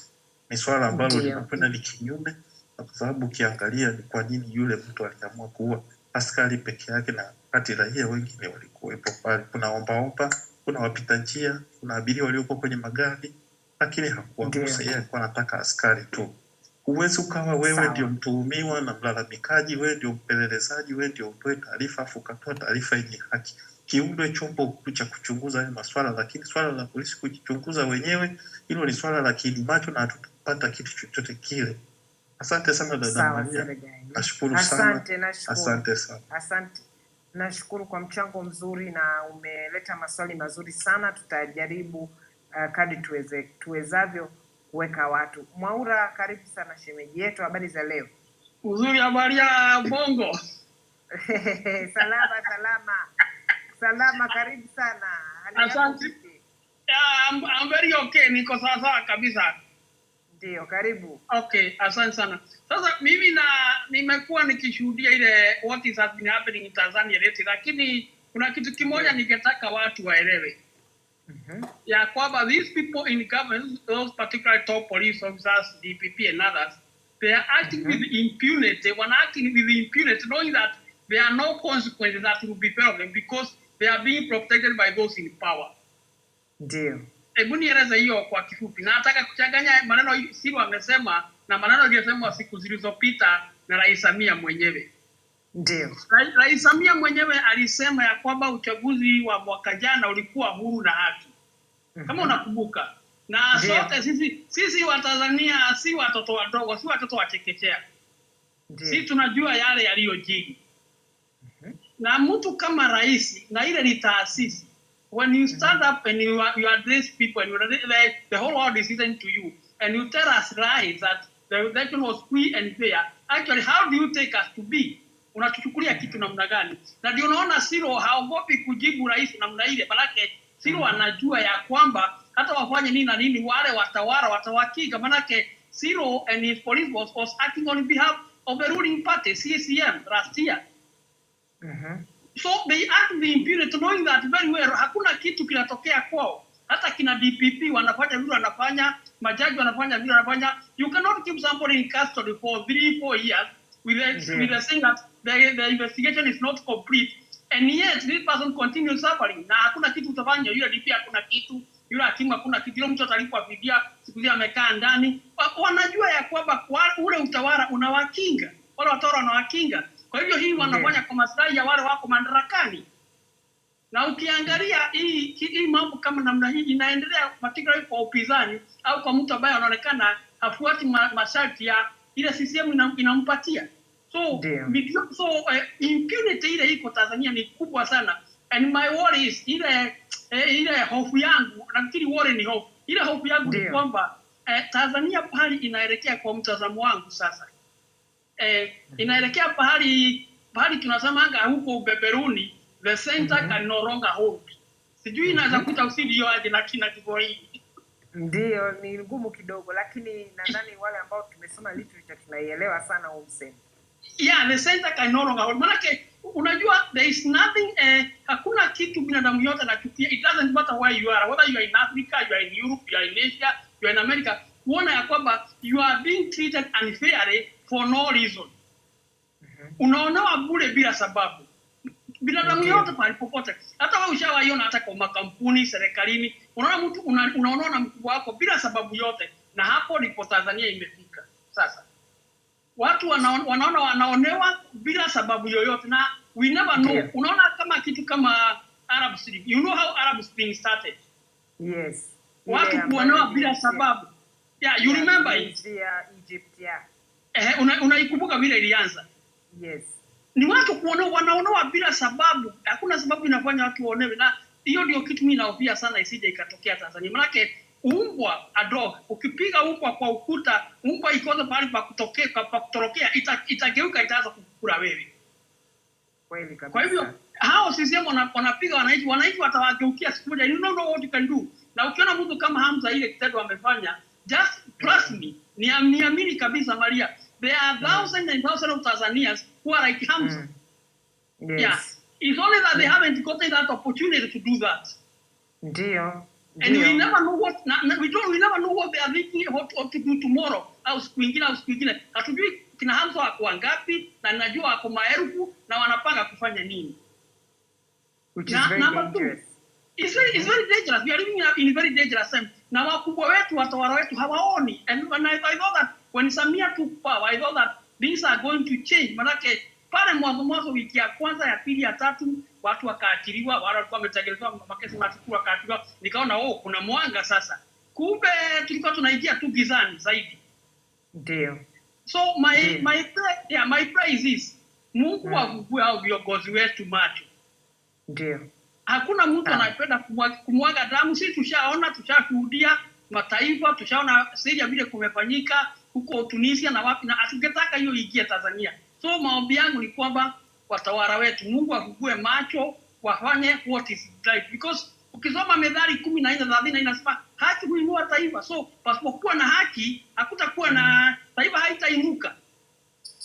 Number 2, the absence, watu wengine wanasema hakuna vita. Listen, the absence kwa sababu hakuna vita, wewe kusema kuna amani. No. The absence of war doesn't mean there is peace. Kulala njaa, kwenda hospitali kukosa dawa, kuonewa na polisi, kuuawa kama huyo mdogo wake Heche katika kituo cha polisi. Hiyo ni vita yenyewe tayari. Ndio. So mimi naomba sana.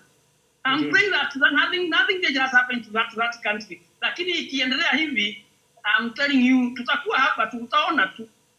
Asante sana. Asante sana, nashukuru sana. Asante Mwaura kwa mchango mzuri. Thank you. Na nimemwona pia Moya kindly accept the invite. I've already sent you when you're ready to speak. Tutakuwa pamoja na Moya Nyaudi, yeye ametokea kwenye American Bar Association. Leo kama nilivyokuwa nimesema, na tukiangalia kwenye timeline ya Umoja wa Mataifa, leo inaitwa ni International Day of Enforced Disappearance. Na atatueleza zaidi kuhusiana na hili swala kwa kifupi tu, na nini maana ya enforced disappearance, kwa sababu ina maana kubwa sana. Hili swala pia lipo katika kuzuia matukio haya ya kuchukulia au kupotezwa. Pia yamekatazwa kisheria na hata ndani ya Umoja wa Mataifa, mpaka kuna watu maalum ndani ya Umoja wa Mataifa kwa upande wa haki za binadamu, yani United Nations Human Rights Council, wana watu ambao wanaitwa special rapporteur. Hawa ni watu maalum ambao wanateuliwa kwa ajili ya kusimamia masuala mbalimbali, na kuna special rapporteur on enforced disappearance, yani kuna mtu maalum au mjumbe maalum kwa upande wa Umoja wa Mataifa ambaye anasikiliza matukio na kesi mbalimbali za watu waliotekwa. Kwa hiyo tunasubiri Moya akipata nafasi ya kujiunga vizuri, atajiunga nasi na kutueleza vizuri what is enforced disappearance. Lakini pia tupo pamoja na Aikande Kwayu. Shangazi huyu naye ana mambo mengi ya kutueleza. Tumemwandaa kwa muda na amekuwa akipata changamoto mbalimbali kujiunga, kwa hiyo na yeye ataweza kuchangia. Lakini kabla tujaendelea, naomba niwakumbushe kwamba kuna mjumbe amezungumzia humu ndani kuhusiana na kongamano la wananchi na katiba ambayo tulikuwa tumepanga kufanya Jumamosi. Kwa bahati mbaya, kama mnavyokumbuka, Ijumaa usiku waandaji walipata taarifa kutoka polisi kwamba kongamano hilo haliwezi kufanyika kutokana kile walichosema taarifa ya matishio mbalimbali. Hivyo tumeazimia kuifanya hapa kupitia Maria Spaces na itafanyika siku ya Alhamisi. Kwa hiyo naomba siku ya Alhamisi msikose, tutakuwa tuna wazungumzaji mbalimbali na wazungumzaji hawa watakuwa wale ambao kama mnakumbuka baadhi walipangwa, lakini tutajitahidi kuongeza pia wazungumzaji. Kama na wewe unataka kuwa mmoja wa changia mada mkuu, basi naomba unitumie message DM na tuweze kuwasiliana ili pande zote kwa upande wa waandaaji waweze kujiandaa. Kama mnakumbuka vizuri, tutakuwa pamoja na viongozi wengine kutoka vyama vya siasa, lakini pia tutakuwa na viongozi wa kijamii na viongozi wa dini akiwemo Sheponda. Kwa hiyo kama nilivyosema, si ya kukosa, tujiandae Alhamisi mapema, na inawezekana kutokana na kwamba kutakuwa na watu watakaochangia mbalimbali, sio kila mtu atapewa nafasi ya kuongea. Leo nimejitahidi kutoa maiki kama mnavyoona ili tuhakikisha wengi wanachangia, lakini kwenye kongamano lile la wananchi na katiba utakuwa na wachangia. Kutoa nafasi pia ya watu wengine kuchangia, lakini tunataka zaidi kusikia safari hii kutoka kwa watu mbalimbali na viongozi ambao wengine hatukuwaona huko ndani ya space. Aikande, karibu sana. Naomba utueleze kidogo, kulikuwa na swala ambalo tumejaribu kujadili sisi wawili tukiangalia zaidi hili swala lote kuhusiana na utoaji wa haki na usimamizi wa sheria, lakini pia kuangalia ni namna gani wananchi wa kawaida ambao wanaona kwamba labda dhuluma hii hawawezi kuifanya chochote au hawawezi kupambana, wanakuwa wanatumia njia mbalimbali ambao wao wanaona ni sahihi, lakini inaweza ikaleta hatari kwa ajili ya amani ya nchi. Unaizungumziaje hili swala, Aikande? Karibu. Asante sana Maria, na washukuru wote. Kabla sijafika hapo, nilikuwa nataka nizungumzie kitu kimoja ambacho nimesikia hiyo argument imetolewa mara kwa mara, lakini wanasheria watanisaidia zaidi. Kuna hii argument kuwa katiba ya sasa hivi ingefuatwa hata robo au robo tatu, mambo yangekuwa mazuri. Ni sawa, lakini mimi nafikiri tusijikite kabisa kwenye hiyo argument, kwa sababu hiyo argument inaweza ikatumika na watawala kwa kutaka kufifisha argument yetu ya katiba mpya, kwa kusema okay, basi ngoja tuifuate hii afu tuone labda ina mapungufu gani. Kwa mimi nafikiri katiba ya sasa hivi ina tatizo kubwa sana, kwa sababu ni katiba ambayo imeshindwa kujilinda. Yaani hapo ndipo msingi wa tatizo linapoanza.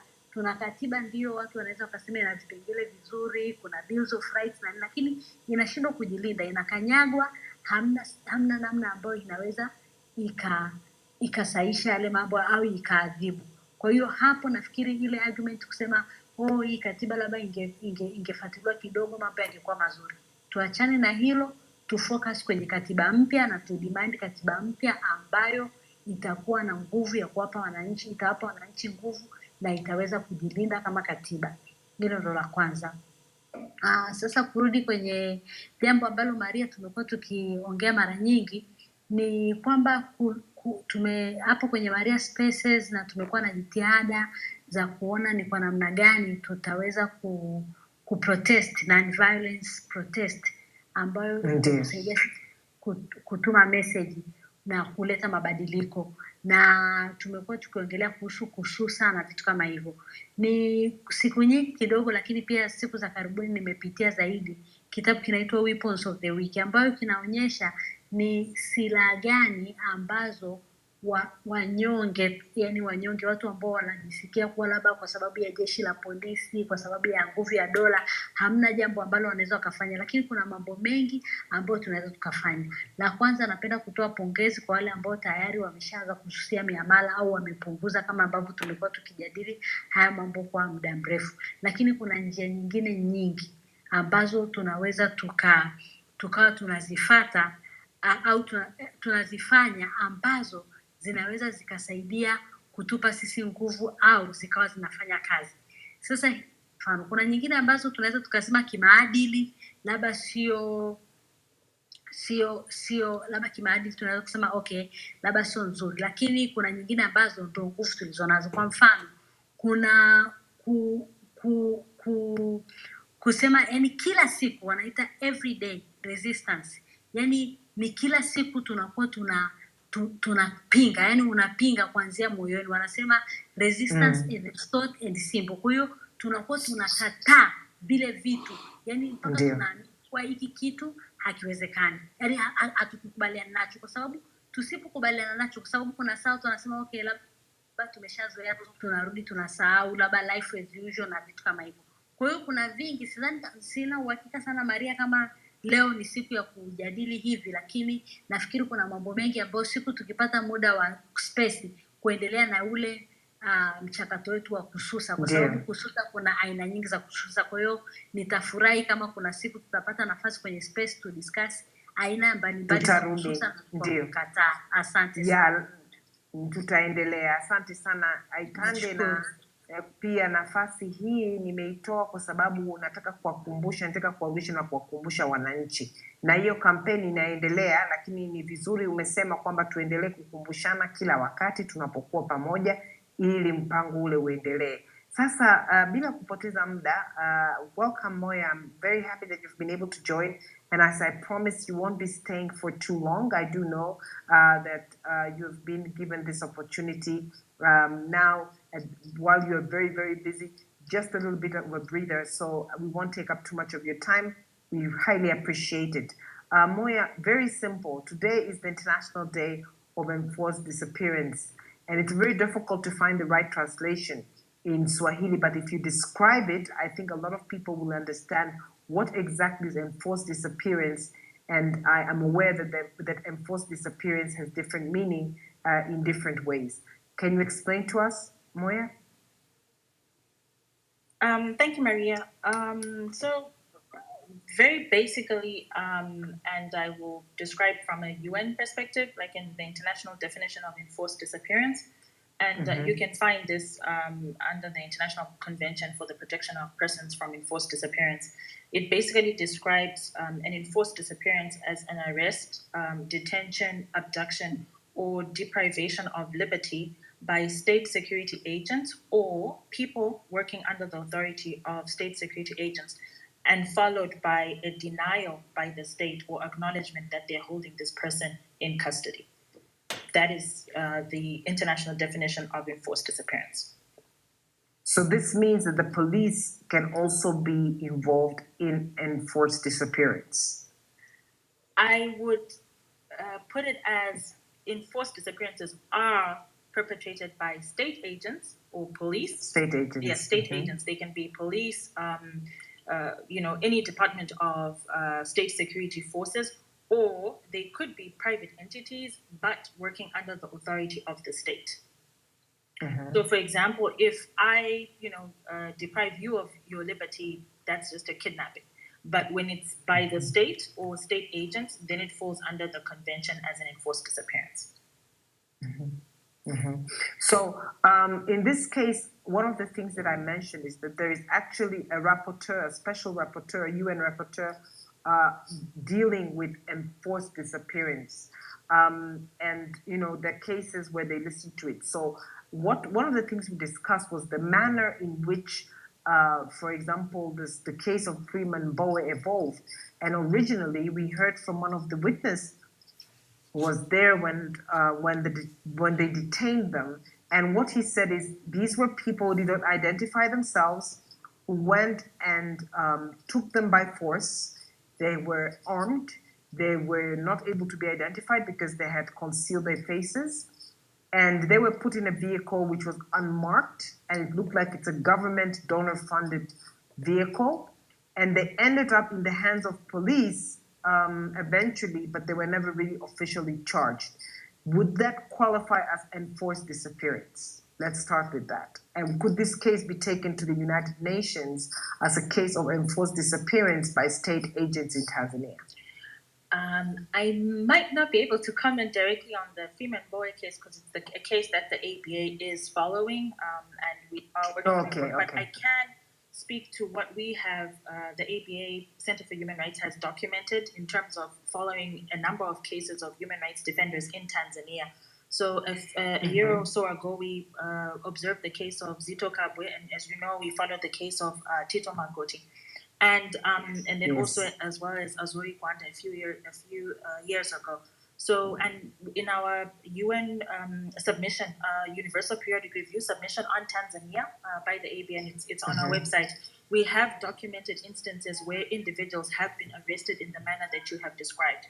So where individuals have been first picked up in a unmarked vehicle, probably tinted windows, without a registration plate, the individuals or authorities picking up these individuals have not identified themselves, did not inform them why they were being taken away, or the people around them did not give them an opportunity to, let's say, call their family or let them know that they're being taken to a specific place.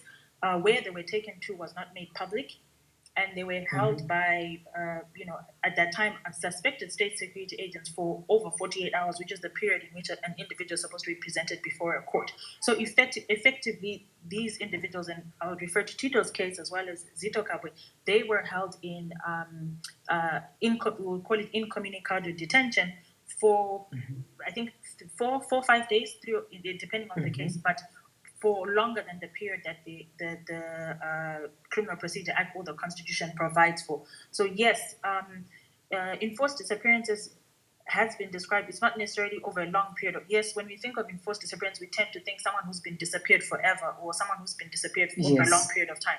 But that is not correct. They consider, under international law, if you are deprived of your liberty, regardless of the time, and the state denies or does not give any information or acknowledges that they're holding you, then for that period you are enforceably disappeared.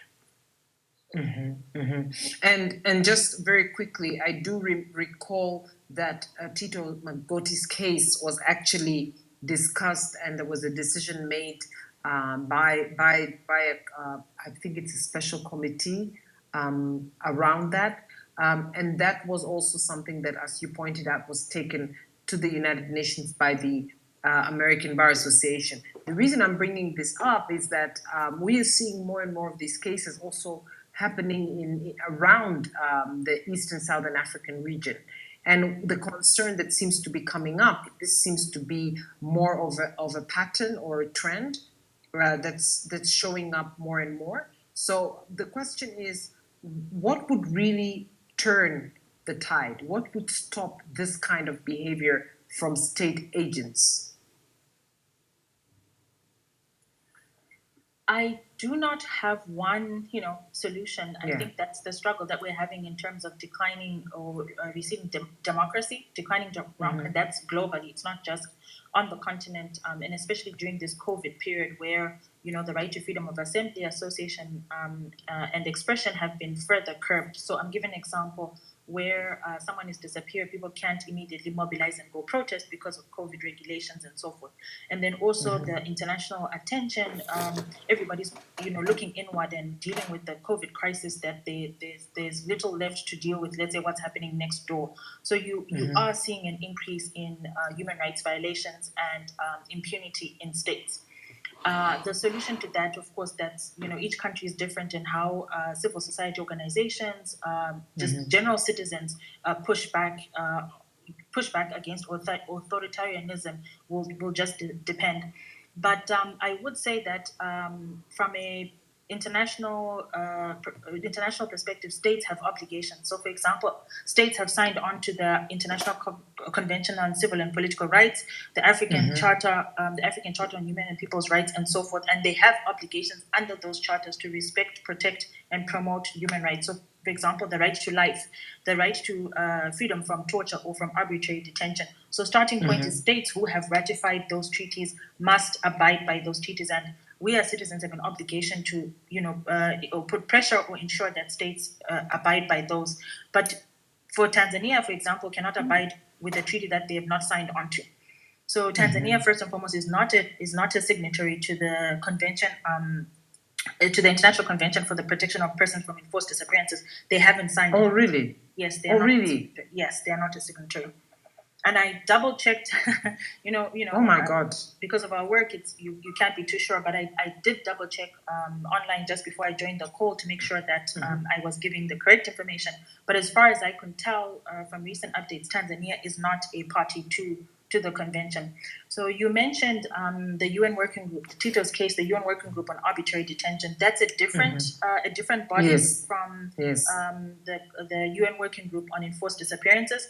So because Tito and Theo were eventually produced before the court, we considered their detention arbitrary. And of course, because of the non-bailable offense and being held in prolonged pretrial detention, we helped or supported the Legal Human Rights Center in submitting a petition based on the arbitrary detention standard. So that was slightly different. But yes, part of the submissions were the manner in which they were arrested, failure to respect due process, that is, not being afforded a lawyer, not being able to communicate with their family, being held incommunicado detention for 4 days, and then exceeding the amount of period that they had to be presented before a court. So those are some of the submissions we made.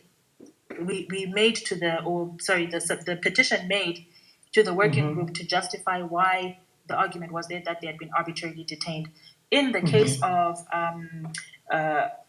enforced disappearances, unfortunately, as I said, Tanzania is not a party to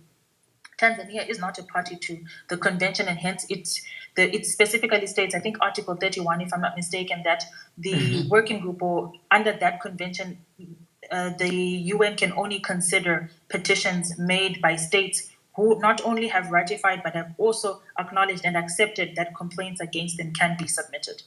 So that presents a challenge. So, in terms of civil society, one way in which you can advocate for Tanzania to better respect the rights of its citizens, first and foremost, is for it to ratify the treaty. And it surprises me that, why would a government not want to ratify a treaty that basically reminds the government that they are not supposed to disappear individuals? What justification would the state have for refusing to do that? That itself is concerning. So yes, that's, as I said, I think your question was like, what can we do to hold states accountable? So for me, that would be the starting point. And then, enforced disappearances are considered one of the most heinous of human rights violation. And especially if it's practiced systematically, then it becomes a crime against humanity. Exactly, because it's also a continuing violation. Because if someone is disappeared, then the family members, for as long as I know, in my home country, Zimbabwe, one journalist, Itai Zamara, has been missing for a number of years. No one knows, hasn't heard where he is. I've also been working on a case in Mozambique where a journalist was also disappeared, was reporting on the Cabo Delgado violence extremist cases, as well as in Cameroon. We worked on another case where a journalist was also disappeared, journalist reporting on the Anglophone crisis. But eventually, there was a campaign, and if for him to be produced, the lawyer multiple times tried to file a habeas corpus application. Then apparently the government admitted that he had died 10 months earlier. So you can imagine this is almost a year where people were asking he should be produced, and the government was mute. And then eventually they acknowledged that he had passed on through they claimed through some illness. Enforced disappearances are, as I said, they are heinous because one, if you're disappeared, then chances are much higher for you to be tortured in custody, or completely disappeared, never to be found again. And you can imagine the agony and torture that the family of that individual suffers, not knowing where their family member is. You have hope one day that, he has been found, maybe he hasn't, and it's continuing for as long as that person is disappeared. So one of the things that other countries have done to try and at least make sure that governments adhere to due process. So And when I'm speaking in relation to people who are arrested in the manner that usually happens in Tanzania, where instead of obtaining a warrant, which is a check and balance, unless a person is let's say in the act of committing the crime, or there's a real fear that this individual, if not arrested promptly, will disappear or abscond or flee the country or the scene, or destroy evidence, then at that point, yes, police officers can, arrest without a warrant. But ideally, you go to a judge and get a warrant of arrest, and that is also a check and balance. Like in that sense, the judge can. The judge looks at the evidence that is there and the justification and issues the warrant and arrest an individual. But after the arrest, you're entitled to be informed of the charges against you, a right to contact a lawyer, as well as your family or your lawyer, where you are being held. Exactly, and that is what is then deprived of right now. Exactly, where you are being detained at all times. And even if they move you from one station to another, your family or your lawyers should be informed. And that one of the key reasons of those provisions is to prevent against enforced disappearances or torture. So, for example, if you are taken in an unmarked vehicle, you're taken away, and then let's say you're tortured and you die, and the state has not acknowledged that they have you in their custody, it's so easy for them to say, oh, even we are looking for him, we have no idea where he is. So that's why it's very important that states abide by the due process rights that are provided for in their own constitutions and in their own criminal procedure. And so for us in the work that we do, yes, we talk about enforced disappearances and the day against we use this day to highlight enforced disappearances. But let's not forget that, the culture, especially by state security agents, of arbitrarily detaining individuals and not following due process is one of it contributes to an environment which makes it possible for enforced disappearances. So I was actually discussing with one of my colleagues and saying, what could be of course, I'll talk a little bit about investigation. Let me know if I'm going too fast. I know No, go on. But we'll also do our own discussion after that in Swahili. Yes, sure. Go on. No problem. So I was saying, and we're just discussing, okay, what can we do? First and foremost, police officers implicated in enforced disappearances, there should be a thorough, and impartial investigation. In a lot of instances, I'll give an example, Ibrahimo in Mozambique, who I spoke about earlier, he texted a friend and he said surrounded by soldiers, basically. That was his last communication with everybody else, surrounded by soldiers. But then we expect state security agents, the same government or the same state security agents who are implicated in the disappearances to be the ones to investigate or to impartially and thoroughly investigate such a situation. So it becomes very difficult when we say enforced disappearances are usually or are, according to the definition, perpetrated by the state. And then you expect the same state to be the ones to investigate themselves. There's a saying, I think an African saying that says, a fish won't fry itself. So how do we then, come to a place where you have an independent police, maybe one division will investigate another? I know Kenya has an independent oversight authority that oversees, the police, the security forces. So that oversees the security forces, and it's made up of civilians are also part of the independent oversight authority. So at least you have that. And I know in Zimbabwe we've also for years been advocating for the police, the security services, all the security services to be answerable to another body that is not themselves. Exactly. That's what we were discussing today as well. Oh, so okay. That's very relevant. I'm glad there's that element. But on the criminal procedure side, and this is something again I was talking to a colleague, and the argument I was trying to put forward is the same way that you have evidence. Let's say, for example, evidence that is obtained through torture is inadmissible in court, right? So similarly, an individual who has been arbitrarily, arrested and detained.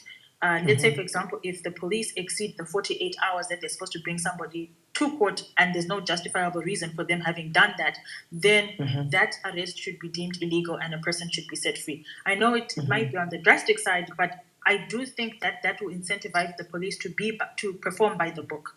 So in a lot of, we've heard, I'm based in the US, so I'll use that as an example, and people watch TV. You've had several incidences where maybe a criminal and there's so much evidence against them, but that evidence was obtained through torture or was obtained through, illegal means, then it's totally thrown out and it's inadmissible. At least that ensures that the police follow the law. So if you had a similar provision in Tanzania, because you have the laws that provide that a person should be presented before a court within 48 hours. It's there. Yes. But yes. but over and over again, the police violate it. And the courts just say, oh, okay, that's been done. Well, since, we are arraigning this person and, life moves on and the case moves on. What are the consequences in such a scenario where due process has been violated? So if you can look into a scenario where that arrest is made illegal, and of course maybe the courts can be given discretion, but the starting only in exceptional cases is maybe the courts can, through their discretion. But generally, if an individual is arbitrarily detained or held incommunicado or disappeared, and then charges brought against them, there should be some consequences for the police or the security officers who failed to respect due process. Okay, that sort of gives us a lot of light. I think out of this conversation, there are two very important key points. One is the process in which somebody is detained, which is there, and the other one is just the whole thing about enforced disappearance. Sorry, I had to cough. Back to the question is going to, I think, the commemoration itself. What are some of the activities that happen on an international level on this day of International Day of Enforced Disappearances? And what are the kind of activities that can be done by, individuals or collectively for just group of citizens or activists in order to mark this day? For us, it's already night, so it's past, but it is something that we can continue doing. I think we don't need necessarily an international day to do that.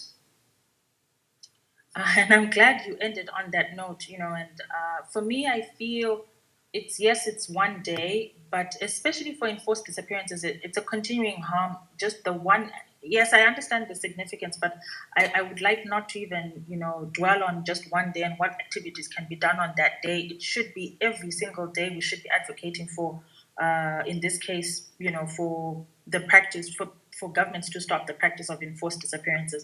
So, for example, it's not enough that, in the case of, let's say, Ibrahimo or Itai Zamara or Azori Kwanda, that we all remember him on this day and we have flyers, enforced disappearances, and we move on.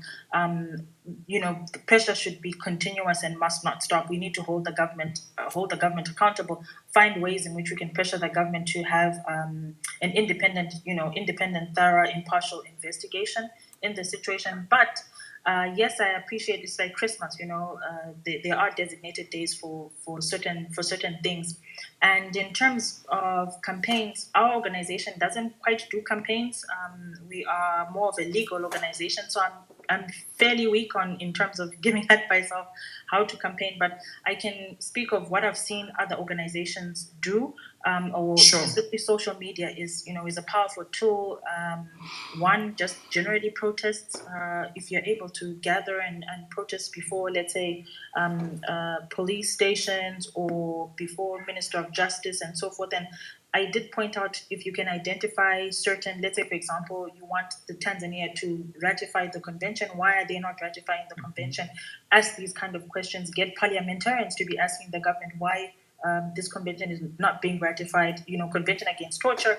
These are conventions that are supposed to be simple and straightforward. Why would the state not want to ratify those? So advocacy around that. And then, of course, the typical flyers with an individual's face, reminding individuals of the disappeared person. But I do think that the crime of enforced disappearances, it's the family as well. So in as much as you can support the family, in some instances, most of the instances, the person who's disappeared is a breadwinner. They have children and so forth. So whatever support you can give to the family, especially because they are in this state of limbo and the psychological harm, it might have a lasting impact on the remaining family members. So whatever support you can give to those. Sorry, just 2 seconds. I need to tell my son something. Okay, sure. You can mute it.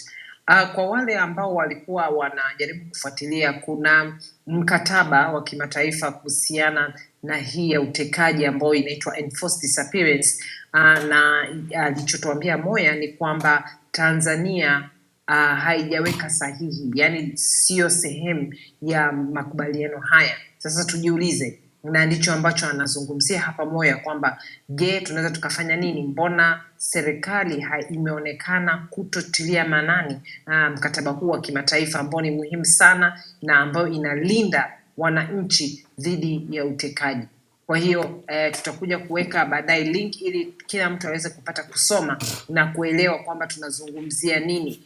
Kama alivyoeleza, utekaji huu huwa unafanywa na watu ambao ni sehemu ya dola. Kwa hiyo sio kwamba ni ule utekaji wa kutekana wenyewe kwa wenyewe, wahalifu na kadhalika, lakini ni watu ambao wanafanya kazi kama sehemu ya dola, ambao wanafanya matukio haya, ikiwa ni pamoja na kuwapoteza, yani kuwachukua watu na wanapotea, hawajulikani walipo. Kwa hiyo hili swala likishapita yale masaa 48 wahusika wakiwa hawapo, hawaonekani, ndugu zao hawajui wako wapi, basi sio lazima wapotee moja kwa moja. Baadaye wanaweza wakaibuka mikononi mwa polisi, lakini bado lile likachukuliwa kwamba kile kitendo ni cha kuteka, yani kinaitwa enforced disappearance, kupotea kwa kulazimishwa, yani kwa kifupi. Moya, whenever you're back, just switch on your mic. Sure, I'm back. Yeah, so, go on. I wanted to, if I can remember where I was, but I was going to point out that there are numerous events that happen at the UN level, even at the African Union, African Commission level. So I'll give an example. Tanzania's Universal Periodic Review is coming up. I think it must be September, November, but dates might change because of COVID. But that's an opportunity where it's peer review, so other states will review Tanzania's human rights record and make recommendations. So I know that Tanzanian civil society have submitted, have made their submissions, and now are probably engaging other governments to ensure that these recommendations are put forward, or relevant recommendations. And in this case, we're talking of enforced disappearances. And for us, what's key related to enforced disappearances is especially the manner in which individuals, especially opposition and government critics, are arrested, detained, and disappeared, even if it's for a short time, and then presented before the court. So if Tanzania and the new government, and we'll call it, I'll say new government in quotes, is committed to curbing enforced disappearances, then they must adhere to, or to commit to ensuring that due process is followed when individuals individuals accused of a certain offense are arrested. So there are numerous ways in which advocacy can be done. I know even if Tanzania is not a party to the Convention on Enforced Disappearances, it's a party to other like the International Covenant on Civil and Political Rights, as well as the African Charter, and their special rapporteurs. So the enforced disappearances, usually a person is disappeared in retaliation, let's say, for example, for exercising their freedom of expression, or exercising their right to political participation or assembly, or criticizing the government. So the special rapporteur on freedom of expression, this falls under their mandate, right?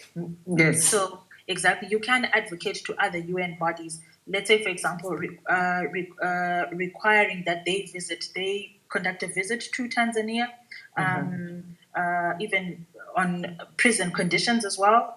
So you can approach numerous other UN groups to come to Tanzania to advocate on your behalf, issue statements. I mentioned visiting Tanzania and doing a report on Tanzania, and numerous ways in which to, but of course, advocacy starts from individuals in Tanzania, and one of these is this space that you have right here, Maria, of educating individuals and the citizens on what enforced disappearances is. Yes, thank you. Thank you very much, Moya. We appreciate so much your time. And it's getting quite late actually on our end. So we will be ending soon as space, but I think you've given us a lot of thought. We'll also be providing, and I'll be tweeting out, and I'll appreciate if you also help us to tweet some of the links of the convention and any other important material that you think is important for this. So thank you so much, Moya, for that. And we hope that you'll be able to drop in again next time and to give us some more updates and understanding of international law around human rights and civil rights. Thank you so much, Moya. No, much appreciated, Maria, and all the best. Asante sana, asante. Haya wapendwa, nadhani tumeongea mengi. Kwa bahati mbaya tumepoteza pia wanasheria, nadhani wameenda kulala. Muda kama mkiangalia umetutupa sana mkono, maana ni karibia 5:30 na leo ni Jumatatu kama mnavyojua, kesho ni siku ya kazi. Kwa hiyo kuna mengi na ningependa kuongeza watu, lakini kutokana kwamba muda umetutupa mkono, naomba sasa tuweke azimio kwamba Alhamisi tutakuwa pamoja. Alhamisi tutakuwa na wachangamsha mada mbalimbali, lakini tunataka kuhakikisha pia wachangiaji mpate nafasi. Kwa hiyo nafasi